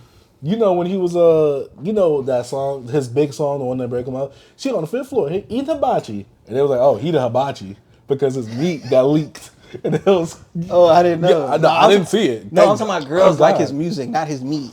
Oh, I thought you meant girls like him. No, that's what I see why the girls like him, like musically. That's why I'm talking about. My sister said they listen to BossMan Dlow. See, I guess me, because I have a different experience, but keep going. Bro is funny, bro. And then I like when he be saying, "Hey, babe," Yeah, babe. Like it's so funny to Hey, me. baby. Hey, baby. Like, hey, babe. Like it's The way so he says funny. that word, Bro, it's so funny to me, bro. And I don't know, bro. I really enjoyed this, bro. Like the biggest. Come on, Starlight, game winner. Put me in a game. I'm gonna hit a game winner. Come on, bro. Then he, bro, Motion, PJ without Lil Baby, Out the Mud. What You Need was dope, but no cap did really good on his verse. Dlow He out baby, Flintstone, little baby. pushing up. I'm pushing up. Dlow Gucci. Boxing night with I don't know, bro. I just was playing this like, hey, just throw it on. I even like the Shake That Ass song with freaking Glorilla. That was the biggest song. Yeah, I never heard that song before. I even like Ice. TikTok. I'm not on TikTok. I can't go on that app, bro. I can. I love it. Ice Spice even had an ice verse, bro. Oh, come on, bro. Pillsbury Dlow, come on, man. She was like, I ain't on that. I don't know. I think she sounded really good on that production. I swear, he gives the greatest grace to What? these low rappers. What do you mean? It's places for him. This is different styles, B.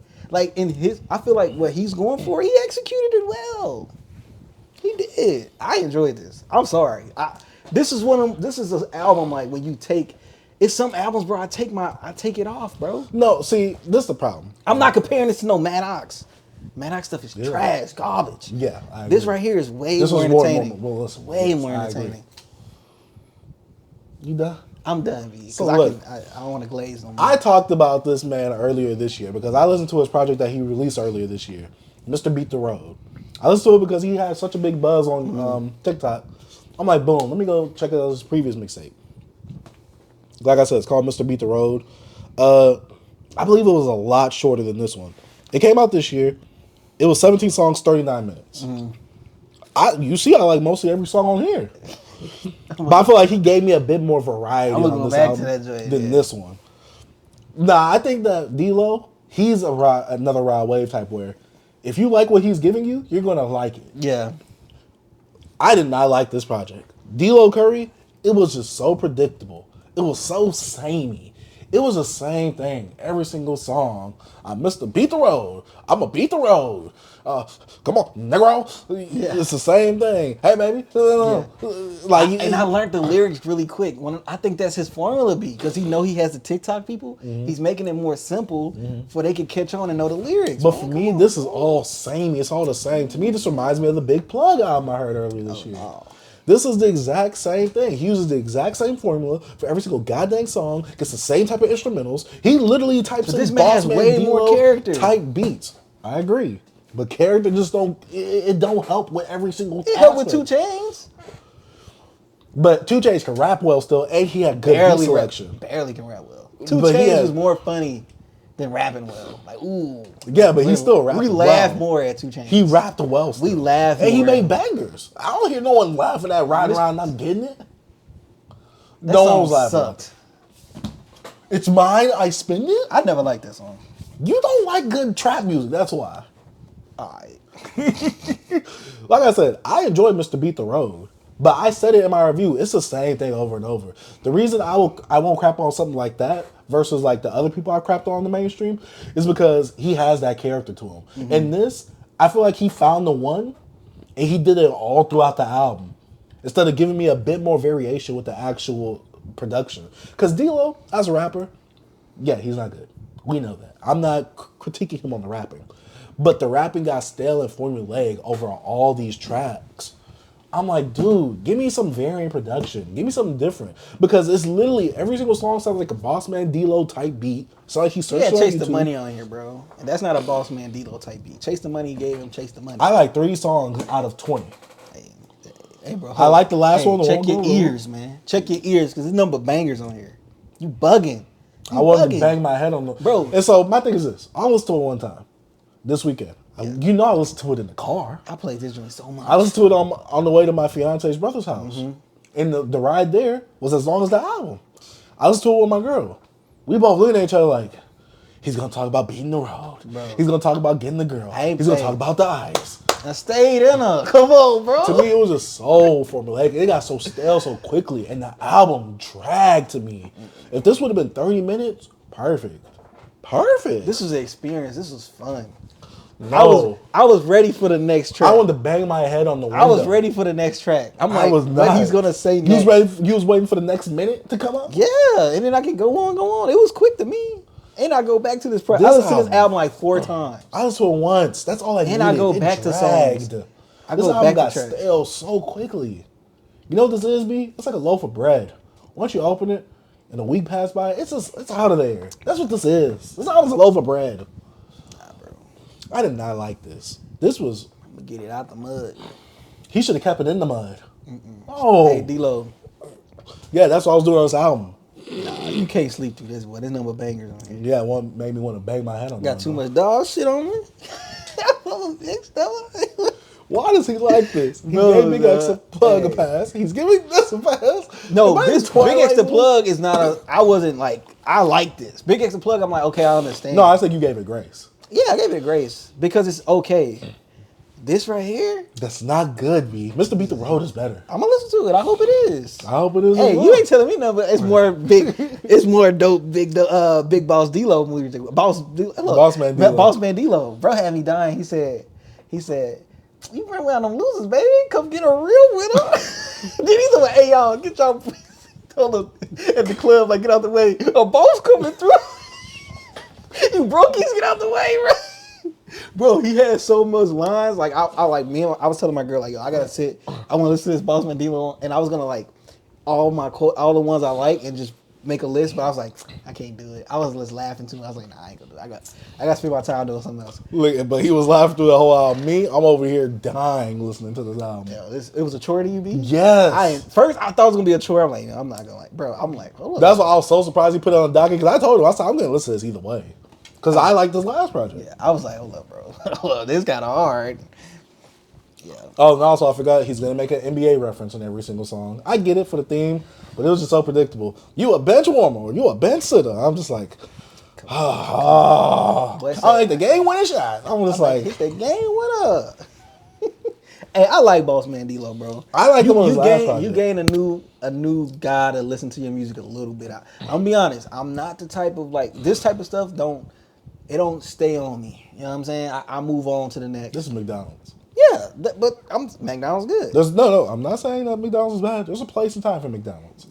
It's quick, microwavable. It's fun. Get you in, get you out. You ain't gotta think too much about it. For me personally, this album was very samey. He uses the same formula on every single goddamn song. To me, BossMan is one of those types where when you hear a song outside of the album and you just hear a song, oh, this is cool, this is fire. But it's the fact that when you hear it continuously in sequence of the other songs, I'm like, ooh. Because my girl was singing one song, and I'm like, she was like, I like this one. I was like, do you like this because you heard it outside of the album, or do you like it because it actually sounds good compared to the rest of it? She was like, yeah, it do kind of sound like the same from every other song. I'm like, this sounds It samey. sound fire. I don't know. It's like when it comes to like rapping like this, bro. It has a soft spot in my heart, especially because like who the people are. Because I grew up around guys like BossMan. You know what I'm saying? And when I listen to this, I just think about all like some of my cousins, some of my homies from back home, some of the friends. It's like, some of them still in the streets, and I know they probably bumping that new Dlow. You know what I'm saying? If I hit them up, they like, yo, you heard that new BossMan? I'm like, I don't listen to that or something. You know what I'm saying? So, but like, hey, I don't know, bro. It's a little soft spot. You know what I'm saying? I think it's fire. Like I said, I listened to his other project this year. Yeah, I'm gonna check it out. So that could also be a factor. Because I'm just like, dang, I really like the songs off of his previous project. I'm like, why don't I like this one like this? And I'm like, maybe it's because of the tired effect. Maybe because I heard him so much on TikTok. Because he's heavy on TikTok in terms of like his songs becoming trends.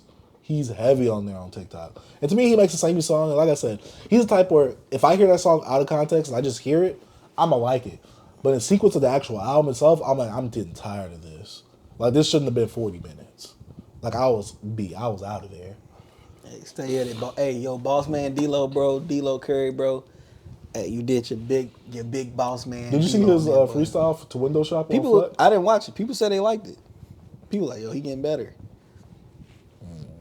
I didn't watch it though, cause I'm like, I don't care. I saw Rap Roundtable posted. It was like, are we New York haters if we say that we don't like this? And I was like, they probably hating. I went to it. I'm like, oh, this is the one time I agree with you. Yeah, I didn't listen to it. I don't be watching clips, bro. You know, I do if it's on Twitter. Just so I can get the that's what I'm saying. Because I like to be in the conversation. That's why I like to interact. I feel you. Yeah. I only interact if I'm like, all right, this is bothering me. But no, I like to interact in general. Oh yeah, I know. But yeah, to me, French Montana had the best verse on here. And I'm so serious, and I hate that I have to say that. But that verse was horrible. Guess what? He phoned it in. It was the best thing I heard on this album. It was so bad. Besides the last song. That was not a good verse. You've been very disrespectful to BossMan. No Cap had the second best. You don't think No Cap verse was better than freaking French Montana's? B, come on, don't do this, B. No Cap is second. B, it's no way. I'm not saying just features. I'm saying overall. B, you saying French Montana verse was better than No Cap's? Alright, now this is just for the internet right now, bro. Be honest, bro. I said to my girl, I said French Montana had a good verse and he was phoning it in. I'm like, you can tell. That was a bad verse, bro. What's up with French Montana getting on these rappers who are coming up? He always gets on their type of albums. He did it with Chief Keef. He's doing it with BossMan Dlow. I'm like, French, I see your game right now. He's just a place filler. Oh, I know we can get French Montana on here. This is facts. We probably can get him on here. This is facts. And they did. But yeah, overall, I did not like the BossMan Dlow. I can see if someone does like this, if you like that samey type of music. But for me, it kind of wore its welcome very quickly for me, especially with someone who's listened to his Mr. Beat the Road project that came out earlier this year. I listened to it earlier this year. I actually have a segment on it in the on the channel itself, so go search that. I enjoyed this. Yo, BossMan, if you're watching, I'm pretty sure you're not. But anyways, I know you probably got too much dog shit, you know what I'm saying? You out there in the pen, you know what I mean? I feel you, big dog shit, big BossMan Dlow Curry. Hey, I rock with this project, bro. I'm a new listener to yours. You got I wouldn't say you got a fan, but you got a little listener for now. I don't know how long I'll be around. But I think you did a good job on this. You did you on this, and I enjoyed it. So that's all I got to say. Hit that cat. If you know who, you ever see the cat that Carlton Towns meme, the basketball player? He like this. It looks. He was doing that to his dad. I gotta see it, man. But B, speaking of doggish, I think it's time to get into Snoop Doggy Dogg, Hey. Dr. Dre's Missionary. Let's go ahead and talk about this album. You ready to piss some old heads off, B? So I want to say this right now. Old heads are the most sensitive hip hop fans ever. Because they can talk crap all day about the young artists. As soon as you talk about the old artists, you're being disrespectful. Yeah. Also, B, I want to preface this. I might be speaking for both of us. I don't know. Snoop Dogg, legendary. Legend. Icon. Classic album. Dr. Dre, legendary. Iconic. Classic albums. With an asterisk on there. Both have a iconic classic album together. Both have made great moves in hip hop over the course of their career. Have embraced the newer, younger artists, have become OGs, and has also have made great business moves. Legends. Icons. Never take it away from you. But B, we're gonna talk about this album. I think, like I said, I can speak for both of us when I say we did not expect Doggy Style 2. No, I didn't. No. We did not expect Doggy Style 2. I'm not looking for Doggy Style 2. These guys are, 20, 30 plus in their career? Doggy Style came out before we was even born. During the G-Funk era. 93. 92 or 91. That's what I thought. I could be wrong. Chronic 92. Doggy Style 93. I didn't expect for the album to be great. I didn't expect for the album to be fantastic. I went into this album, I had no expectations. Therefore, it couldn't fail or exceed them. B, like I said, we're going to make some old heads mad. So if you're an old head and you can't take the jokes, you can't take the slander, you can't take us making fun of your favorite artists or these icons from back then, we're giving them their flowers now. Yeah. If you can't take it, just hop off right now. I'm going to say that right now. Because we're going to piss somebody off. We're going to make somebody mad. Because we're going to joke and we're going to laugh. They're going to take their blood pressure medicine after this review. Joke cats. Hey, man. But I will say this. Me going into this album, I like the intro with BJ the Chicago Kid. I even tweeted earlier this year. I was like, where's BJ been at? Pause. I feel like there should be a big pause on that. He introed the album. Then we get to Shangri-La. I'm like, all right. Snoop doing his thing. We get to Out of the Blue. I like that beat. I like the rapping with Dre and Snoop. Then we get to Hard Knocks. Yeah, Hard Knocks. I liked it. That second part of the song, I was like, oh. I'm like, okay. I'm like, Snoop getting his ish off right now. I don't know who was writing for him, but they was getting his ish off. I want to know who was writing for Dre, too. Then we get to Gorgeous with Janae Aiko. Cool. Get the Last Dance with Mary Jane. Felt it was corny. Felt it was very corny. Get the Thank You. Boy had to. Thank you for letting me be myself again. That was supposed to be right after that. All I think about is Snoop Dogg. I mean, the Scooby-Doo movie, the original live action movie when they were singing it. Was that a song? Yeah. Oh, they'll probably Scooby-Doo 2. I don't remember which one. Yeah, I think the second one's the one with Scrappy, I think. No, that's the first one. Scrappy's on the first movie. Okay. Then we get Pressure. I don't know what it is with the Snoop Marley, was it Snoop line? Get all that ish out of here. Another part of me was Sting. Get that ish out of here too. To me, sometimes at points I'm like, are y'all out of touch? Like, were y'all not like working together on this? Like, were y'all just sending each other beats and stuff? Like, what was happening? Like, why are we choosing some of these songs? Like I said, Last Dance with Mary Jane, a song about weed, and then, which I understand.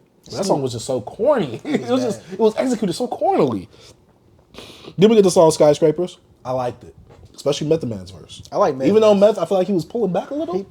I know. He didn't want to out rap Snoop Dogg that bad. I was saying, I'm like, bro, why every time like elite MC get on there, I wouldn't even say elite, but a good MC get on there with these old heads, even though he's a good old head, like he's actually still have his, it feel like they dumb themselves down for him. Because they do. They don't want to outshine him because they know that they can spin circles around him. Wrap Grandpa up, boy. Let Grandpa get out here, bro. Yeah, then you won't be on the album. You forget they too. Hey. What's up, man? Then we get to Fire. Get that out of here. Bro, like, what are y'all doing? What they doing? What a freak are they, like, finna burn somebody up and then shoot them? Like, oh my God. Then we get the Guns of Smoke. I was like, okay, I like the beat. No, you go. I like the beat. Snoop came in there rapping. All of them share the same goddamn flow, basically. It's ass. And I was like, 50? I'm like, you don't want it with the mans. 50 has given me two disappointing features in the past few years. One on Nas's Magic 3 and on here. 50 don't be one. But I don't be expecting much from 50. 50 don't want to rap, bro. I'm just like, to me, you just phoning it in. You just want the young kids to know that you rap still. You don't need to rap still. Eminem came on here with his very crazy and wild flow and cadence. Bro, get up out of here, bro. What he was talking about, like, this is what I used to do to some. I'm like, man, I forgot what flow that is because it was from a certain song. Man, get the hell out of here. That was ass. We got Sticky Situation. We need to get Can and Coco, Sarai. Look, I get it. This is an opportunity to work with a legend. I understand. No. Sometimes you got, I'm going to say this. Sometimes you got to say no. I agree. Then we get Now or Never with Dr. Dre and BJ Chicago Kid. I like that. We got Gangsta Pose. Yeah. Then we got The Negotiator. I liked it, but I didn't love it. B, it's time for you to go in. Look. I know you've been holding it in. Pause. I'm going to be honest. We're going to converse after. I'm going to be honest. I'm going to be real with you.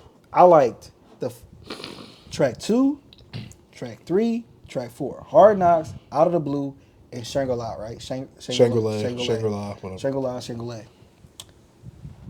All this other BS, bro, get it up out of here. It's all like, it all feel like, oh, it's so bright and corporate and just all clean cut. Yes, I know they're older, bro, but I'm not for the sugarcoat it. This was trash. This was like AI. It felt like AI Snoop Dogg, AI Dr. Dre. It felt like the production wasn't there. Like the freaking song with Sting, bro, really? And then Dr. Dre, oh yeah, it feels good. Hey, if you don't give a say yeah, I'm like, come on, bro. Like, it's 2024, bro. Nobody's saying yeah at the freaking concert when you say that. It's like cringy. And like some of these songs, the song Fire, bro. I'm at work, bro. The only thing I can think of is like an intro of a movie, and you're like going through like a bad neighborhood. It's it's playing like a freaking reggae sample, and then Snoop Dogg coming, bro, sounding like a VH1 rapper, like some music you'll hear on like VH1 or something, like some placement. Like, come on, bro, you're Snoop Dogg, bro. It's like something to be in a Tubi movie, bro. Like, bro, And like, I never want to disrespect my legends, bro. But I just gotta be real. Like, yes, I'm young. Y'all gonna be like, oh yeah, y'all don't know, y'all being disrespectful. I don't care, bro. Y'all be disrespectful to young cats out here. Y'all be disrespectful, and y'all don't have to have no accountability for it. Well, f y'all, bro. I don't care. I do not like this. They should have kept this, bro. You know what they should have named this? Dog-ish? No, jack off. They shouldn't even got in there, Jay. They shouldn't have had no missionary at all. They should just jacked off. I think they should have been an EP. Well, no, dude, that's why they got the condom right there to kind of block it from coming out. You know what I'm saying? Bro, That's what the condom failed though, because the condom was obviously. Y'all shouldn't even got into a sexual position, pre-com. You should have said no. Yeah, facts. Yo, get it out of here. And it's just some stuff I just don't like. It's like, yeah, like at the end, Snoop Dogg, yeah, that's it. Let's get him out of here, Dre. You're like, come on, talking to us. Like, I don't care. I want to hear this, bro. I know this is the end of the album. You don't have to announce it. It's like being like, hey, yo, I'm leaving. Like, I don't care, bro. Just let the album die off. Let it go. I don't like when, I feel like they do that. Like, a lot of old, like Ice Cube was doing stuff like that. Like, don't talk to me like in the track. Like, just play the song. Let them come in. You don't have to intro your homie. It's just certain stuff out here. It just felt too like clean. I'm about to say. It's just it just felt like I don't want to get too dirty. You know what I'm saying? Even though I know y'all older, y'all not in the same mind frame. Like even like Snoop, you know I'm cooking. I got Martha Stewart, type stuff, and I'm like, all right, bro. Yeah, I'm holding back. I'm actually no, you shouldn't be. Because we only don't talk about the song like once or twice. It's like I'm holding back because I don't want to come off as like someone that's like not like. You know, like I don't appreciate these guys. Like they are freaking. But we're talking about the album, not. I know we are, but at the same time, you could be making a personal attack, and it kind of makes me hold back a little bit. But I'm still giving you how I feel. But I could be very disrespectful, and I'm not. You know what I'm saying? Mm-hmm. I'm being a little disrespectful. I can be more. So for me, hold on, no. Oh, you still Tom Petty, okay. Sting, bro, Sting. Bro, hit him, Sting. What Dr. Dre said? Man, get that out of here. Nobody went, it's almost 7 Come on, Snoop, bro. Get this out of here, bro. If I had a CD, bro, y'all lucky this was digital. I would have slung that joint right up out my car. Hey, I wish you could report albums. Bro, hit the little info button, report or something, bro. Like, get this out of here, bro. I'll sling this across the parking lot. What if albums have like a like and dislike button, kind of like YouTube, and you can see people liking this way? Man, get this out of my library, bro. Nah, man, I'm sorry. The first 4 tracks was cool with me. I didn't like Janae on here. She didn't do Janae. I'm like, did y'all tell her not to be Janae? You just told her to be a generic R&B. I didn't even know if it was Janae, bro. I didn't even know it was Janae till like she said her little part, and then in the end I'm like, okay, oh dang, that's Janae Aiko. I did not know. Jelly Roll on here, bro. Jelly Roll, bro. You know Jelly Roll, the country singer. The country singer? Yeah. Bro, talk about me. Oh, bro, my God. That song was R.I.P. Tom Petty, but come on. Corn. Get this out of here, bro. Get it out of here, bro. I don't know. In the features, bro, I didn't care for no feature on here. Like, Method Man was okay, but I'm like, 50, get him out of here. He don't even want to rap. He could be like, they was like, hey, yo, come to the studio. And they were like, yo, the Aftermath reunion, B. Man, get that out of here, bro. And I don't even know these people. These joints, Stallone, Fat Money, Can, Coco Sar. Like, get him out of here, bro. Get out of here. You don't know Alice, B? Alice? Dr. Dre can't even pull in A-list, like, come on, performers out here. Come on, bro. I know he like to bring in weird people. Case, nah, I know he like to bring in people that's working in his circle and try to give him some recognition, some shine. But nah, bro, stop it. Use that platform. Dude. I saw an article on Hip Hop DX when it said like he ain't been inspired by hip hop in more than 10 years. Oh, I can tell. I can definitely tell. You can tell. Especially having a Sting like ballad, not ballad, but like guitar. Boy, get out of here. This stuff is saving the day for us. Snoop, get him out of here, bro. The one thing I can say that Snoop did better than Ice Cube did is that he rapped on the beat better. To me, that's it. Besides that, what was that lyric you put on the page the other day, B? I'm gonna walk it. But he said, yeah, please do that. Yeah. But Snoop Dogg, to me, everything that he was rapping about was nothing. It was of no substance. I didn't care. And I would have cared if he was actually talking about something. Mm-hmm. Like, to me, this album, it exists in a weird realm of, like, You're a sequel to a 30-year-old album, an album about partying, drinking, smoking. What they say Ain't about no fun if the homies can't have none. Exactly. Stereotypical, hood stuff from back then that, people want to put on us, especially in the movies and the media from What back happened to then. the last person that said something? Gun smoke. To me, Get outta here. you're in that weird place because it's like you want to be a sequel. And I would expect, because of how Doggy Style was, you would want to emulate how your life is as of now. Just like how Doggy Style was as your life as of then at that moment. I didn't see the maturity. I didn't see the growth. It's like you wanted to have fun, but you also didn't want to have that maturity about it. And like you would like here and there bring in your fame, like, oh yeah, I'm cooking with Martha Stewart. Oh, I'm in some Stacey Adams on the blue carpet. And I'm just like, you're not going all the way there. I don't like Snoop on this production. It's been too much cookie cutter. To me, Dre gave me standard good rap album production. To me, I think Compton is better produced than this. Yeah, Compton was a good album. I think 2001 is better produced than this, obviously. And obviously The Chronic is better produced than this. And obviously Doggy Style is better produced than this. Dr. Dre lost it, bro. And I'm not saying that he had to make another G-Funk album. I'm not expecting that. You said that he came out with a really good produced album with Marciano and Broja this year, correct? I enjoyed that. What happened on here? To me, this album just felt like it was so out of touch at points. Where I'm just like, the Sting song, a song with Mary Jane thing, some of the production, like the production with him all out of the blue, boom, boom, boom, boom, boom, boom. I'm like, that felt like it should have been like in the 2000s. That's like it should have been on Dre Day. Like, it sounded like it should have been on that. It's modern and emulating that, and it just sounds forced. Like it sounds like something that'd be on VH1, like a placeholder, like a montage. Like I'm telling you, a lot of the songs sound cookie cutter. It don't feel authentic to me. And this is why I knew that someone had to be writing for Snoop B, because that lyric that you just pulled up. Snoop wrote this as well. Elf being lyrical. I'm a walking miracle. Vultures in my cereal. The music is my vehicle. Negro spiritual. Alright. Yeah, the writer didn't come in that day. He wasn't there. Snoop said, "Hey, I gotta get something off." Because he got it off. We know Snoop is like Snoop never been the best rapper.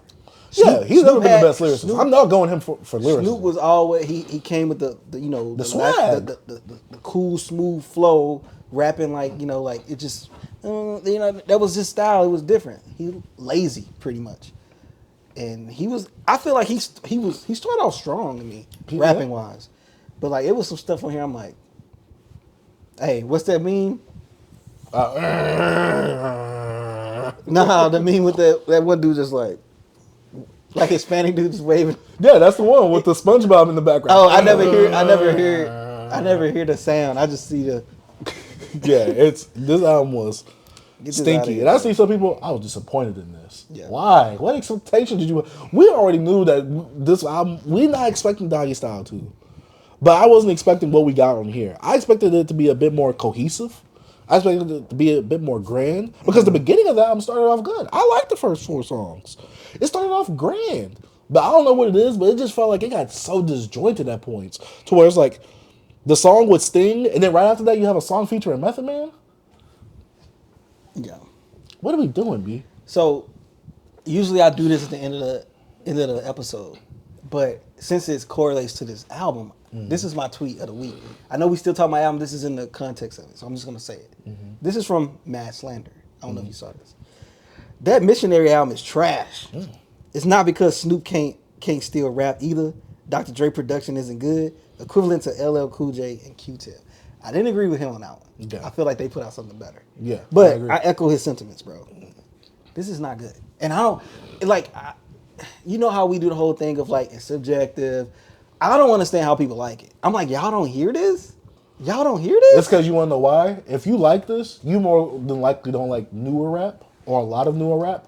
You might like a Benny the Butcher here and there. Yeah. You might like that Unk rap. But you'll definitely listen to this. You'll be like, oh yeah, this is that feeling I've been missing. They forcing it, bro. It's because it's old. I'm going to be honest, bro. When freaking Kendrick Lamar drops something, when he 50 something, I don't like it, I'm on it. I'm like, yo, this trash, bro. I'd rather listen to Lil Poo-Koo or whatever who out there. Well, I don't know. My thoughts is out. I'm going to end it here, how I feel about the project. My synopsis, my sum up is I just feel that Dr. Dre, like he said, he hasn't been inspired by hip-hop, and I can tell. Snoop Dogg is just Snoop Dogg. He's the most known rapper ever. He could just pop up, do what he wants. This is a side quest for him. Nothing too serious in my opinion. I feel like this is just something that they can do as a tradition. Oh, we put out a whole new project together. This is tradition. This is something that's a part of hip hop. Oh, we got an album. You know, they ain't put an album out in 30 years or something like that. And it's on Death Row Records, I believe. Death Row Records. You know what I'm saying? It's just like a love, not even a love letter, just a letter to their just added more to their story. I could just say, and I love both of these guys as musicians, man. Pillars of just hip hop in general, Especially West West Coast, and like, bro, they legends overall. They influenced so many people, and to speak on this album like this, it kind of hurts me, but just sometimes you got to tell the unfiltered truth. You know what I'm saying? And this is my unfiltered truth. I'm sorry. I just think this album was hot garbage, and I never want to hear it again. Yeah. Yeah, for me, I think I gave this about 1.5 stars, maybe 2, out of 5 to be specific. This album, it didn't fail my expectations because I didn't have any for it. But this album, it didn't feel like it knew where it wanted to go, whether it be direction, subject matter, thematically. And I'm not saying they have to create the greatest album of all time. I'm not looking for a Doggy Style too. But to name an album and make it a sequel to one of the most acclaimed hip-hop albums of all time, your debut album with said producer that helped form or help formulate this whole sound of the West Coast at that time, for you to come out with something like this album to me does not have an identity kind of like a Doggy Style does. Doggy Style has cemented itself in hip-hop. This album is one of those fall by the wayside, we're just doing this because we want to do it. But why? Y'all could have been done this. And I see people say, I was disappointed in Snoop Dogg. Why? No one has been talking about a Snoop Dogg album since Doggy Style. I'm sorry, but he only has one classic. We hype Snoop Dogg up. We love him. Iconic figure. He has hits. Because he always had them hits, man. Exactly. But those hits over-glorify what he actually has done in hip-hop overall when it comes to his bodies of work. He has done nothing great in his bodies of work besides Doggy Style. He got some sleepers here and there probably with his singles. But overall, no one talks about Snoop Dogg albums. Dr. Dre, he's more known as a producer. I like Rhythm and G. Okay, I'll give you that one. Not a That's when classic. Drop It Like It's Hot and Beautiful. Yeah, Right? I like what Pharrell. I like his Pharrell bag. Like I like that. I like Snoop when he's on his radio songs. I love Snoop radio songs. Beautiful is one of my favorite Snoop Dogg songs. Beautiful. Doggy Style, classic album. Sexual Seduction. Seduction? Oh, that's my jam. Whoa. Off of that, and I think that was Ego Tripping, right? Yeah, Ego Tripping. Yeah, I like some songs. Life of the Party with him and Too Short. Yeah, I like that. But I didn't need this. This was not needed. Yeah, you could say, oh, me and Dre, we finally got back together, especially with Death Row Records. I have it now, and, Dre has Aftermath, so, it's the ultimate collab. This is like the dream fantasy that turns into a nightmare. This one I feel like hip hop, like, We're too stuck on nostalgia, B. We got to move past certain things. but like, in some points, hip hop is a young man's game. Like, some people it don't affect, but I think most of like the older generation it affects. That's why Andre 3000 said, yo, the first part of hip-hop is being hip. I'm not hip no more. Yeah, but I don't think it'll hit him like that because he was a different level. I'm saying I'm going to your sentiment, not specifically Andre, because his feature verses have been Yeah, killer. I say he'll be different. He won't fit in that. He's an enigma. He's the exception. But like, come on, Dr. Dre and Snoop, come on, they can fall off. And I hate to say it like this, we know that the West Coast is taking over 2024. We got two stinkers this year from the West Coast too. And I get it. OGs, legends. B, will you remember this album? Yeah, Besides remember it for being bad? yeah, I feel you. I just remember it for the moment and like what it was because this is why we reviewing it. It's freaking Dr. Dre and Snoop Dogg on the freaking front cover of this. For us to be able to say that we Names. reviewed a Snoop and Dre album on the pod Yeah. sounds great. Yeah. But when we actually talk about the album, Hey, it ain't 92, so if it was 92, 93, it's different. yeah, it's 2024. Get over it. We're not getting Doggy Style 2. I'm sorry. In fact, I'm not sorry. They put this out. Hey, and all you delusional old heads out there, eat a dick.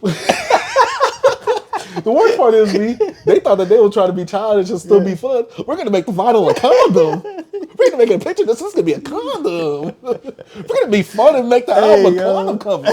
Hey, Get out of time. hey, I gotta say that every episode. Bro. Eat a BBC, goddamn. Hey, facts. Oh my God, yeah, this This was just so out of touch. People who said that they was disappointed, what did you expect? They're an iconic duo. Yeah, back then in the 90s. Yes, bro, yeah. What have they done iconic-wise in the 2000s besides perform together? It's like getting old Batman, like him and Dick, wasn't it Dick Grayson? Uh-huh. Like back in the 50s, the old Adam holy West. holding a donut. Like get up out of here, bro. And they try to come to modern age. Yeah. Nah, you Look, can't- they try to get put in the actual The Batman movie. Put them in there. That's Boy, what they this gonna is. get boy, they gonna get mollywop, boy. They go, hey, yo, you in the wrong league. Facts. Wrong universe, Wrong bucko. universe, bucko. Get up out of here. Yeah, man. Missionary. What can I say? You lasted way too long for what you was doing. But that's about it for all the albums that we are reviewing for this episode. Let us know what you thought about these albums and let us know what you think about some of the music that we talked about. But now it's time to get on to one of our hip-hop discussions that we're having today.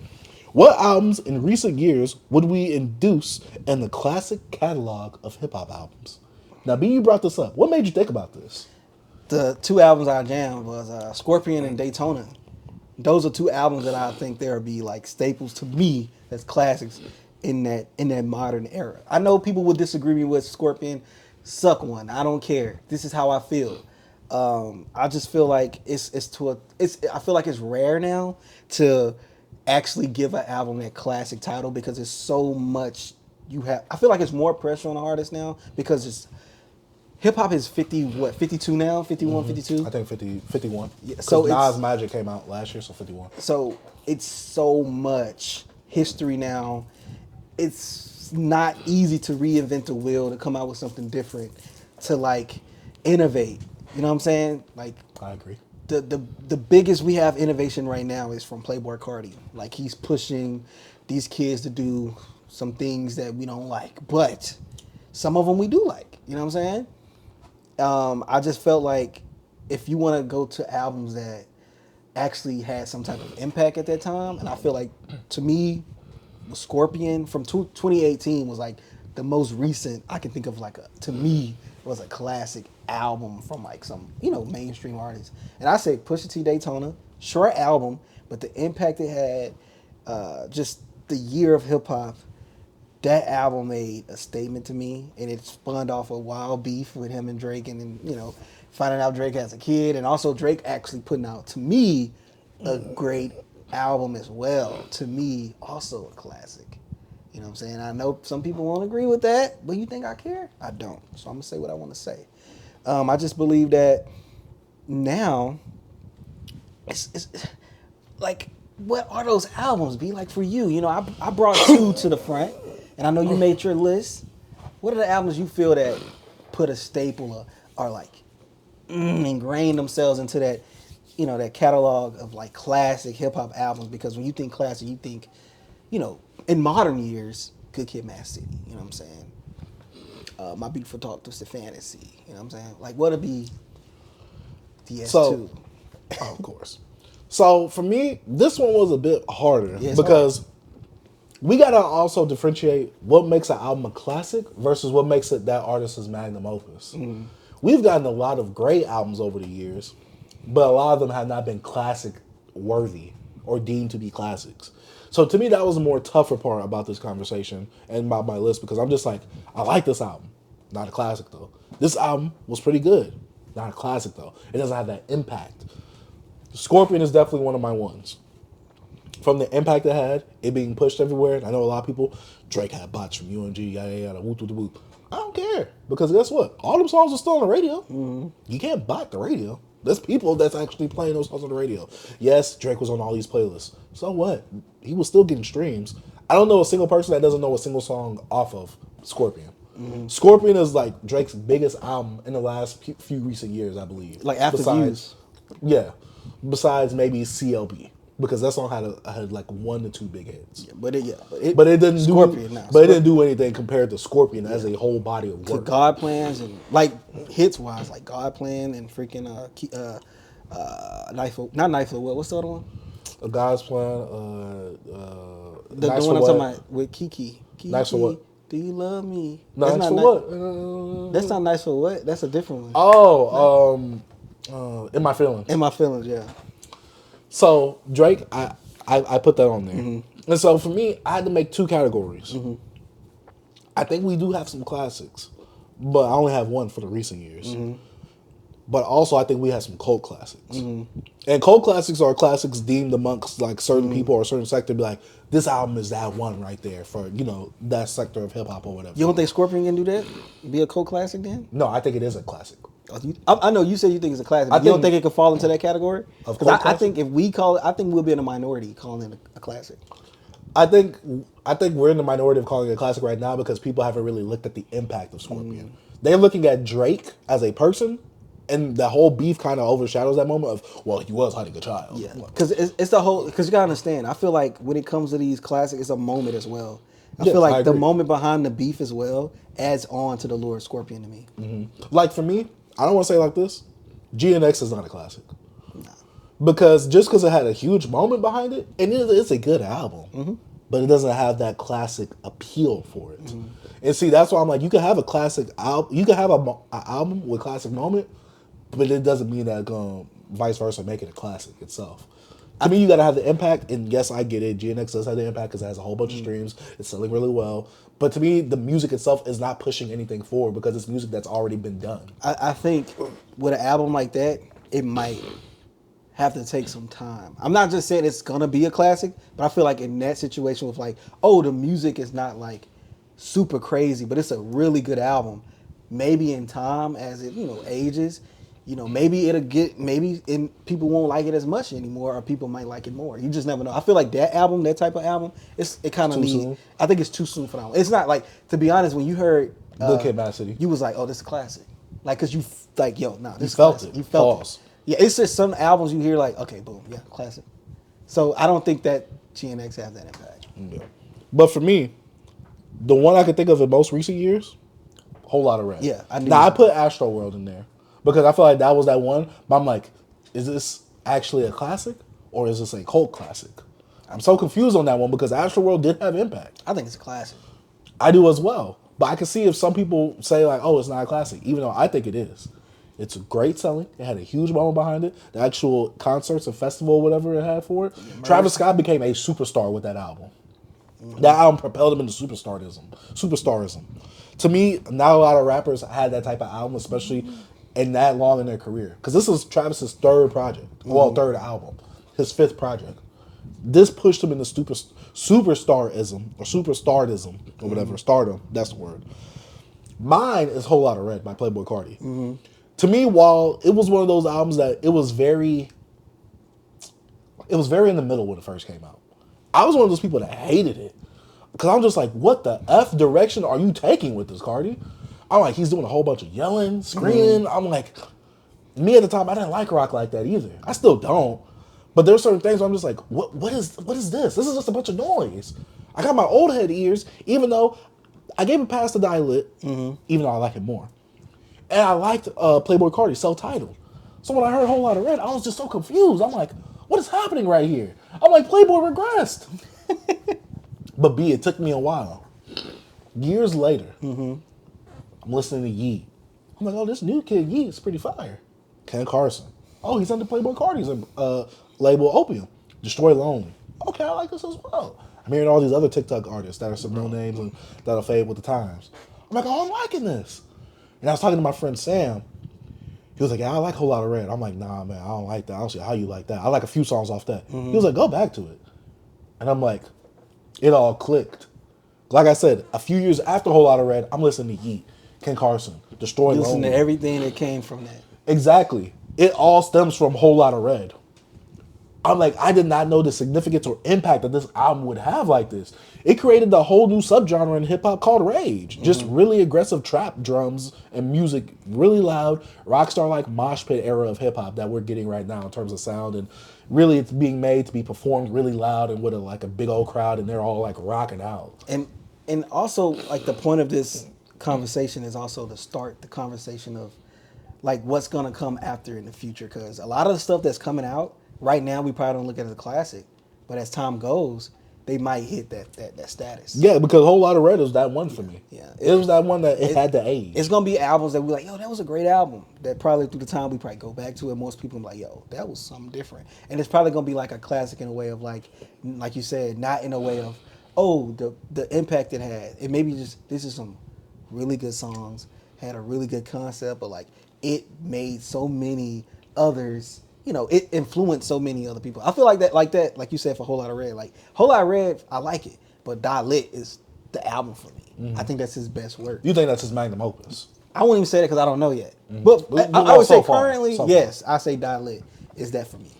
But I don't know. I just feel that now, as we're getting older, and like most of we got blog era classics, we got the 2010 classics, and now we're in this whole new decade that we're ushering in a new sound, and then we also going through a part of like what is gonna be the standard for like like when Kanye came out, he like reintroduced in the mainstream, I guess, was like soul samples with the and stuff chipmunk like that. samples and all that. So like what's gonna be the new thing, and I don't like in this decade, because we're in the middle now. We finna go into the middle. We 25 finna be 2025, and I feel like maybe next year, I think it'd be good. Like, we made a list this year.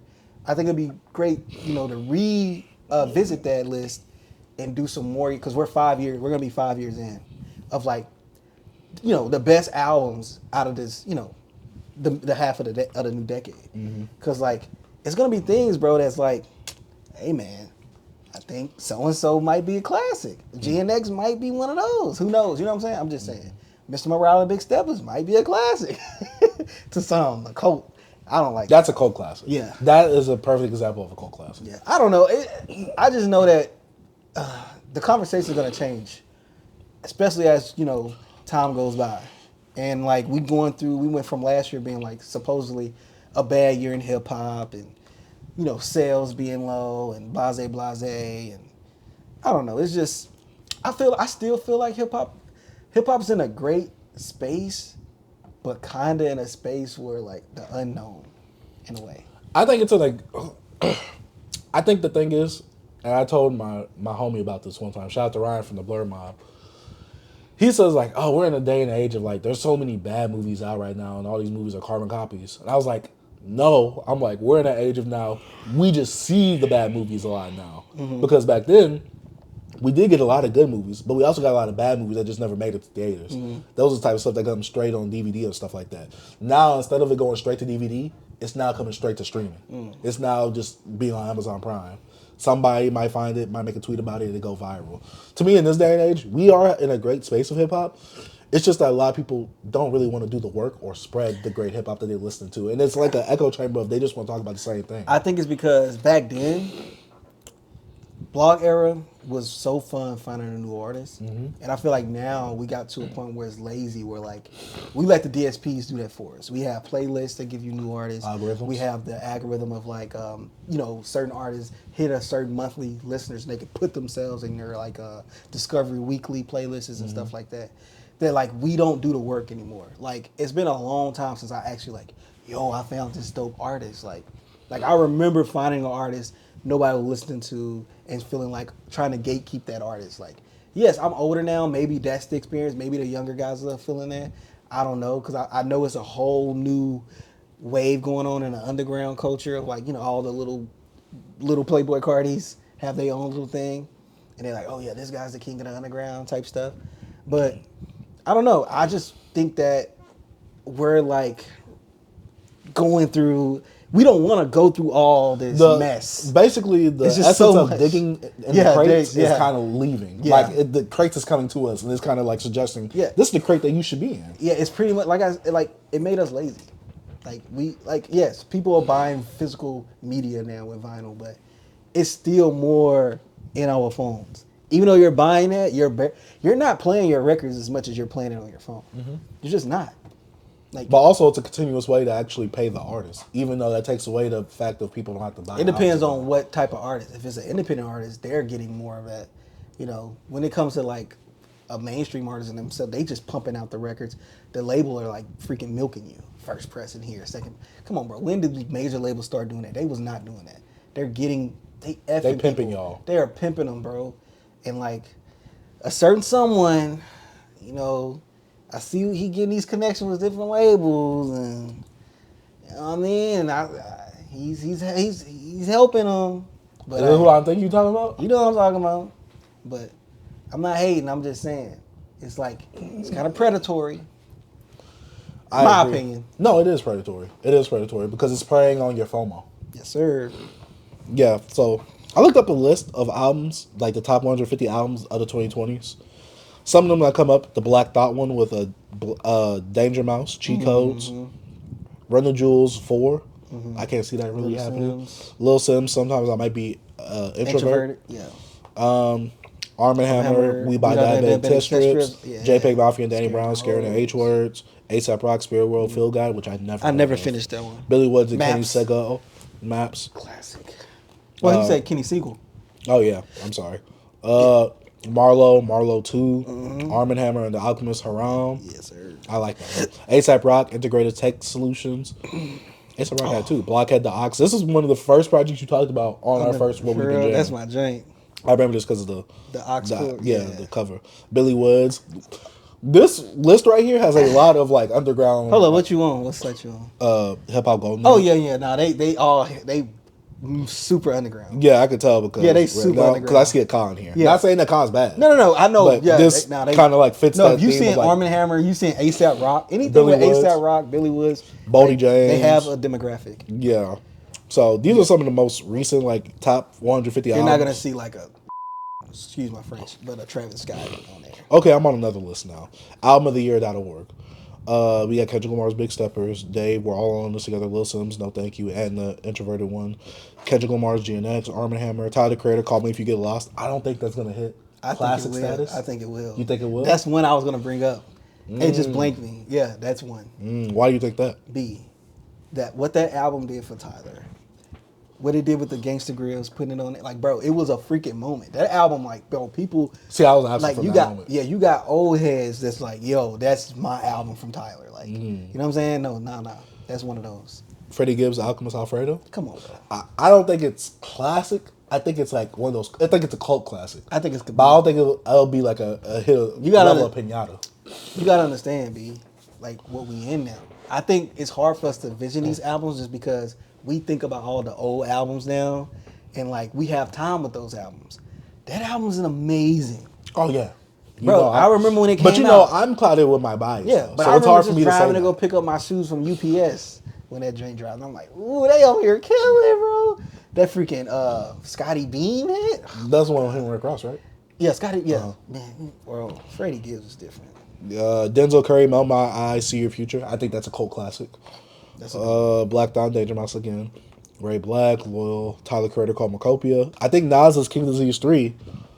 I think that should be like a classic in hip hop in terms of like, look at what old heads could still do. I still ain't listening. Like I think it should be on the level of like a 444 kind of. I don't give him. It's Nas.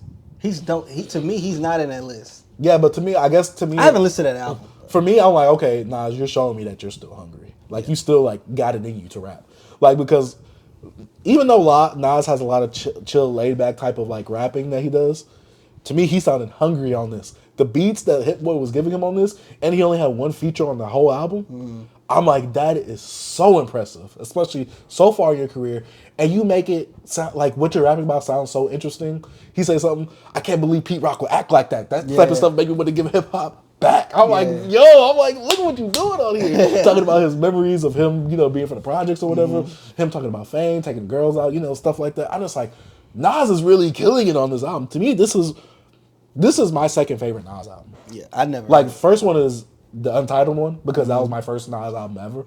But if I didn't hear that one, this would be my favorite one. I love the modern production. You love that more than Stillmatic? This? Yes. This is my favorite Nas project besides Untitled. I'm like, the way Nas was coming out here and the way that Hit Boy curated this album for him as well, him talking about his perspective of like him being like beef, like the actual entity of like beef, not like food, but like violence and stuff like that. Him speaking from that perspective, I don't think that makes you do this. Kind of like how he did with the gun. Yeah, I gave you power. Yeah, exactly. He does a rendition of that, but like from the standpoint of beef, I'm like, I'm like this, and then the production. Come on, Nas, give it up, bro. To me, this is like his best produced album. That's KD on the Nets, bro. That's KD on the Brooklyn Nets. No. To me, this is his best produced album. Easily. I could easily say that. Yeah, it's up to you. Like Nas King Disease 3, that is the one. I listen to that album, bro, and I'm like, come on, B. B, that's because I'm hyping it up right now. I'm glad you said it. Nas is one of my favorite rappers of all time. But yeah, that's about it. I mean, Vince Staples' Dark Times. I love that album. Do you think any Vince Staples? I think Vince Staples has some cult classics. Are we gonna see? It's just I think some of those albums we gotta let it marinate. Yeah. It's just crazy because we never had another album after that. Oh yeah, this classic right That's what I'm saying. Thursday, this is classic. It's hard. It's gonna be hard to do that. I agree. But yeah, that was a pretty good conversation. But some of my cult classics I had was Doechii's Alligator Bites Never Heal, Vince Staples' Dark Times, and Pierre Bourne Life of Pierre 5. Those are the cult classics. Okay. Those are why I feel like, because to me, Pierre Life of Pierre 5, that was like everywhere on TikTok at the time when it came out. And for what it did for Pierre in terms of like push him further into like the mainstream, I think it did it really, really well for him. And Alligator Bites Never Heal for Doechii. It's a staple. Yeah. She made a name. But B, it's time to get to the last part of the episode. Twitter takes. Now, what made you bring this in here, B? You know, I saw a certain someone like kill this man. Was she chilling, perhaps? But debating hip hop always get a little flack, right? He always. I think he should. Yeah, he deserves it most of the time. But I think that's what he does, the engagement farming. So, debating hip hop, a popular hip hop Twitter account. He goes, "When are we going to have the uncomfortable conversation about Kendrick last 2 albums being the worst in his studio album discography?" I like the way that he worded this because he said studio album. Some people. What about Section 80 or it's not better than Section 80. No, but what about Untitled? But remember, back on Wikipedia back then, it wouldn't label it as studio album. It would label it as a solo album or independent album. And then Untitled Unmastered, that's just a collection of songs. It's basically a compilation. It's not really a studio album. So I like the way that he worded it because this is what's going to trick a lot of people. They're going to think, oh, just not mixtapes. No. He said studio albums for a reason. So that includes everything from Good Kid, Mad City on down to GNX. Excluding Untitled Unmastered. Yeah, but we know that's not an album. Yeah, but some people was putting that in there. Like, this isn't better than Untitled Unmastered. Like, this is better than that. And I'm just like, dog, like, are we going to be stupid or are we going to actually have a conversation? Look, and this is not a, I don't like this tweet. I say I know it's engagement, but like, it's not an uncomfortable conversation. Every album is not going to be a classic. Every album is not going to be better than the other one. As long as you put out a good album, an okay album, it's okay. Everything don't have to be the greatest thing. You can't hit strike classic, hit perfect on, you just go. We talked about that. Remember we were saying like, everything don't have to be this. Sometimes you put out a cool game to play, like a cool movie, cool album. Like, I don't know. I put it in here because I'm like, I saw this and I just think it's just a stupid tweet. See, I think obviously this is engagement farming. To me, I'm freaking trolling him. I think this is a dumbass tweet. For me, I think this is a good tweet because it got the reaction. I think he has a big channel. I mean, a big page. He's gonna get the reaction.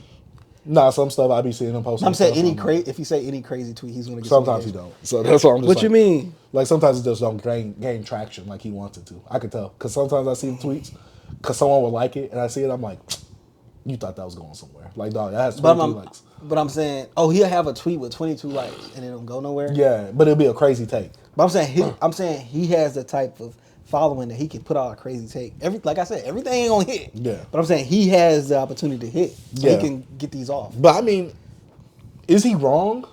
No. But I'm a semantics person. I look at the way things are worded, right? Mm-hmm. I agree with him. I said that. I said these are the. You think this is an uncomfortable conversation? No. I don't think that. I said this on our GNX thing before he even tweeted this. I'm like, these 2 albums is Kendrick's worst albums that he put out. Yeah. But that's not saying much when your whole discography is great overall. Yeah. Kendrick has a phenomenal discography. Mm-hmm. Not many people in hip hop get his type of discography. And I'm including Mr. Morale. I'm including GNX. Yeah. I'm including Untitled Unmastered. I'm including some of his mixtapes. No one gets a discography like that, B. Mm-mm. Like you say sometimes, his worst album could be someone's best. Yeah. Like, they're classic. Even though, we changed it to best. Their best album. Right. Which it would be. Like, GNX is a good album. A really good album. Mr. Morales and Big Steppers, it's very in the middle, but I still think it's a good album. Just because I say it's the worst, and I don't think this is an uncomfortable conversation, I think it's an uncomfortable conversation because some fans keep thinking, that you gotta step up higher and higher and higher. And yes, he worded it like that to make it seem like, oh, let me spark up a debate. Yeah. It's not really an uncomfortable conversation when you look at it, because I know some people have Mr. Morale and the Big Steppers as his favorite. So that's why that could trigger some people. Some people like GNX. I think you said it. You might have said it. Some people like GNX more than Dang. Yeah, they do.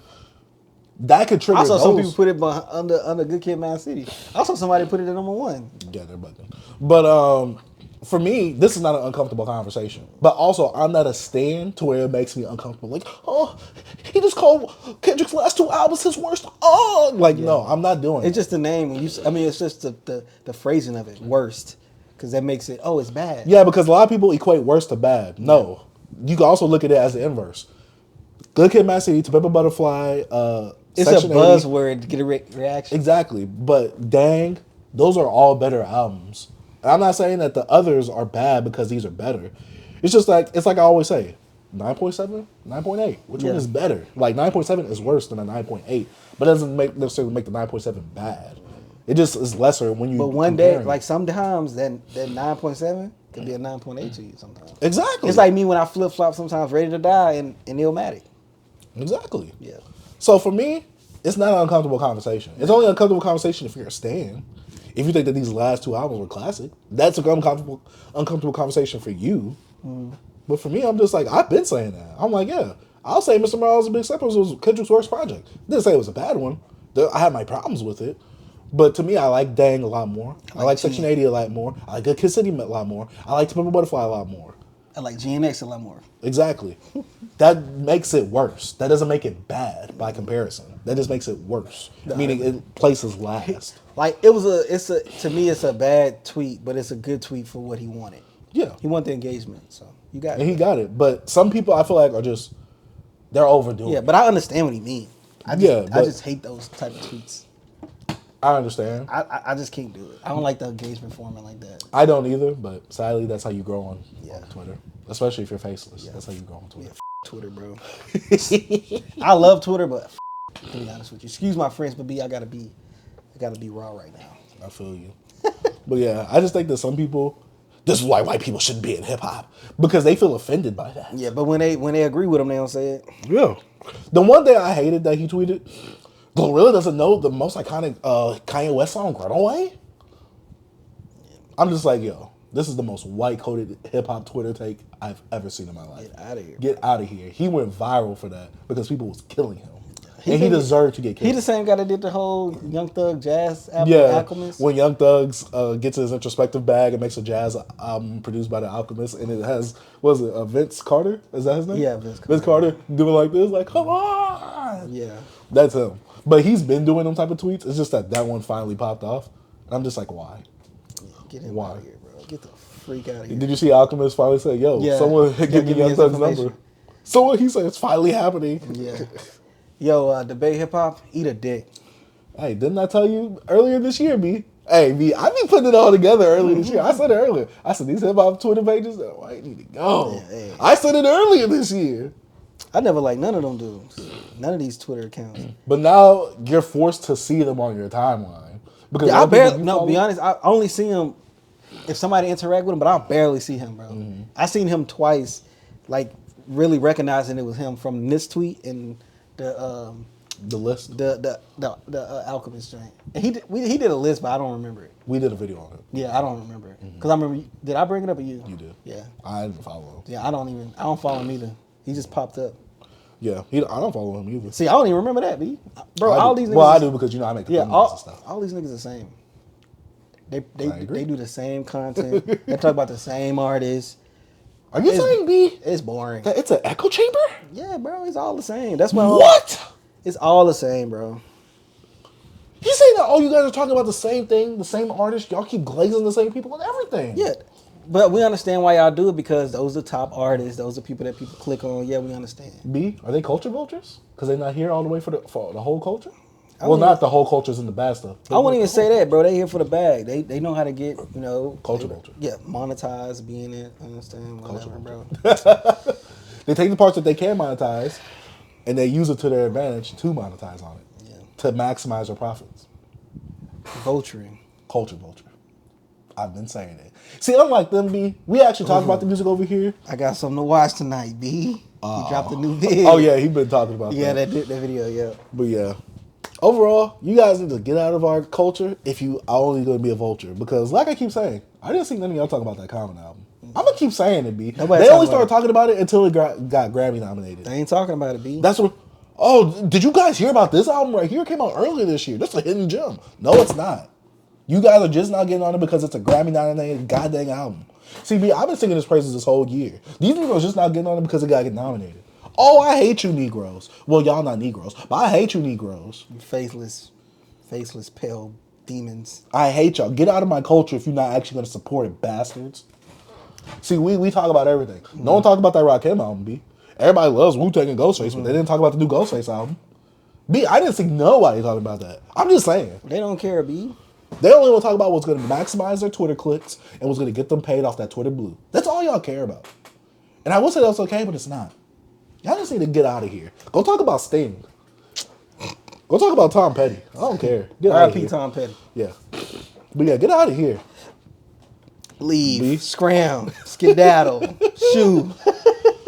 But B, I see you put one more topic in here, a rhythm roulette. Oh, it was my closing random thing. Rhythm Roulette is back. Premiered. Got Timbaland on today. Mass Appeal, you know. I know Nas's. of the show, but I don't know what it is. But yeah, so you get a producer. They come in, they go to a record store, they blindfold themselves, and they pick, like, I think 3 or 4 albums. They go back to the studio and they make a beat out of it. They sample like out of 3 to 4 records, make like 3 beats or whatever. This was something that I watched for years on years, and they put out a few episodes last year, but I don't know now. You know, it was kind of like COVID and all this type of stuff. I feel like I don't know how, like, it's fresh this new season, so I don't know if they're gonna do multiple episodes and them having Timbaland. And I want to know. I know you're not too familiar with it. What will be a producer you'd like to see on there? Some people, if you are familiar with it, some people you might name have been on there, or somebody haven't. You know, I just don't know. What producer would you like to see do something? Has like Stack Selectable on there? Of course. Yeah. Okay. Alchemist. No, I don't remember Alchemist being on there. Madlib. Madlib? I don't DJ think Premier. So. I think Premier was on there. I want to get a rapper producer. Obviously a Kanye. But I wish it would have been older Kanye wasn't Kanye. on there. I already know that, but I wish it would be older Kanye. Like Mac Miller was on there as well. Okay. There's Larry Fisherman. Oh, of course. Yes. His pseudonym. I'm trying to think about a rapper producer. I mean, if I'm going current day right now, maybe a Beanie X. Beanie X would be interesting. Current producer. I'm trying to think of some current producers that I really, really like. The one that did the album with Denzel Curry and Vince Staples. Kenny Beats? Yeah, Kenny Beats. I wonder why Kenny Beats haven't been on there. Has he been on there? I would like to see him on there. Let me see. I'm trying to think of some more. What are some albums that I really like this year? I'm trying to think of some, but I just can't think of some. Yeah, he did it. He did? He did it 6 years ago with Key. Him and Key did it, yeah. Yeah. Which one was that one? What? Him and Key, what do you mean? No, I'm saying who was the artist? That was I mean the producer. Kenny Beats. Oh, okay. I was just making sure. Oh. Night Wonder did. Oh yeah, I remember Night Wonder's one. That was gonna be one. Yeah, Night Wonder did it. Joji, Like Mr. I Fortnite. said, Big you Crit. already Yeah, said- Big Crit did one. I remember, Okay, so I seen the show before then. Yeah, I remember Crits. Yeah. I seen that show before because I seen Big Crit do that. Dang. Yeah, I would. LP one was hilarious. Bro. I was gonna say LP next because of Run the Jewels. Yeah, he did it. Premiere. Yeah, I mean Pierre Alchemist did is on one. Yeah, there? Pierre did one. What Alchemist that? Right here. Oh, that's Eric the Architect. bro. You know I need I don't glasses. think Alchemist done it. I could be. Like I said, Wonder Girl did Madlib, it. obviously, Alchemist. I think I seen the Wonder Girl one too. Yeah. Okay, so I have seen this. I seen a lot. I seen a good amount of all these, bro. But this was a closing. Something. If any of you hip hop heads out here that love to see producers do some cool things, man, when like grabbing some records, I just think it's a really cool concept that I feel like it should have been bigger than what it was. It was a big thing, but like kind of fell off. But like I think it's pretty cool, man. I like it. I really enjoyed it. It's kind of like the cave that Kenny Beats do. You know what I'm saying? But like before it, you know what I'm saying? Because like you go in there and you're recreating something from scratch pretty much by grabbing something. It's pretty cool. Cool concept. If you guys never heard of Rhythm Roulette on Mass Appeal YouTube channel, check it out. It's really dope. I will be tuning in. Timberland's on the new episode this season. R.I.P. I will check it out. But if I could, I would love to see MF Doom on there. Oh, if he I'd ever love to would, see yeah, what that'd he be would crazy. do. Yeah. But yeah, I think that's about it for today's episode. Yeah. What do you think, B? You think you had a good episode? I think it was a good show, man. I don't have anything else to talk about. I was trying to find more discussions. Will Sometimes Cherry? What do you mean, Will Cherry? He's a producer. Oh, Will Cherry. Hey, man. That'd be crazy. That'd be some new cat on there. But yeah, I was trying to find some more discussions. You know, sometimes I try to be original with some of my topics I try to think of. If I go off the top B, of are my you telling head. me you're not trying to recycle other people's ideas? Oh, no, I actually want to have real conversations. Actual real conversations. I was thinking about naming, let's say if I did a little side, little channel or something, I was like, I'm going to call it, let's have the conversation, since everybody want to say, let's have the conversation. Let's have it. Let's have it. But no, that's all I got, B. Yeah, that's all I got, too. But to close out the show, B, do you have a closing tweet, or was that the only? Oh, that was the you only had for one I Snoop Dogg? had this week. Well, no tweet of the week because we did it earlier in the Snoop Dogg and Dr. Dre Missionary review. But if you want to check us out and get some extra content outside of here, make sure you follow the YouTube. Make sure you follow the TikTok. Make sure you follow the Instagram where he is doing daily reviews up until Christmas, I believe. Yeah. And make sure you follow us both on Twitter where we are pretty active on Calling there it as well. Postmas. Okay. But that's about it for today's show. Make sure you follow all of our links down in the description down below. We do have a link tree where we have our playlists, our social media links, our Discord links. And if you are an up-and-coming artist and you want to submit your project to potentially be reviewed by us, but that doesn't guarantee that it will be. And you got to not be sensitive because we give our real raw opinions. Because shout out to A-Hype. He took it shout on the out chin. A-Hype, man. He took it on the chin. We highly appreciate you not getting too sensitive about that. If you are not sensitive, you go ahead and submit your album to us in a Google Doc down in the description. And he down admitted below. that he is a bit of a mean rapper. Like, Yes. Yeah. Yeah. I knew it. He couldn't be serious. He couldn't be serious. But make sure you submit it down in Google Doc down in the description down below. That way we can have a chance to actually look at it, review it, maybe discuss if we're going to talk about it, and actually listen to it and review it ourselves. If you want our thoughts and input. Like I said, don't be sensitive. Don't be trying to talk trash about us if we give thoughts on your opinion, but you don't like the review. Attacks. What they call it? Yeah, ad hominem attacks. Yeah, don't be trying to like, oh, he's fat and he wears a hat. Yeah, like, bro, what? Like, okay, use the one that submitted, not us looking for you. Like, calm down, my guy. Attack the argument, not the person. Exactly. But that's about it for the show. Those are my final closing thoughts. Just make sure y'all show love because it is completely free to show love and share the show itself. Show some hate too. We love it. Facts. All the interaction. Get down there in the comment section because I like going back and forth with you guys in the comment section. But my name is Chase the Dark Sage. I'm T. Peace. Peace. Man, shout out to Beyond Beats and Culture.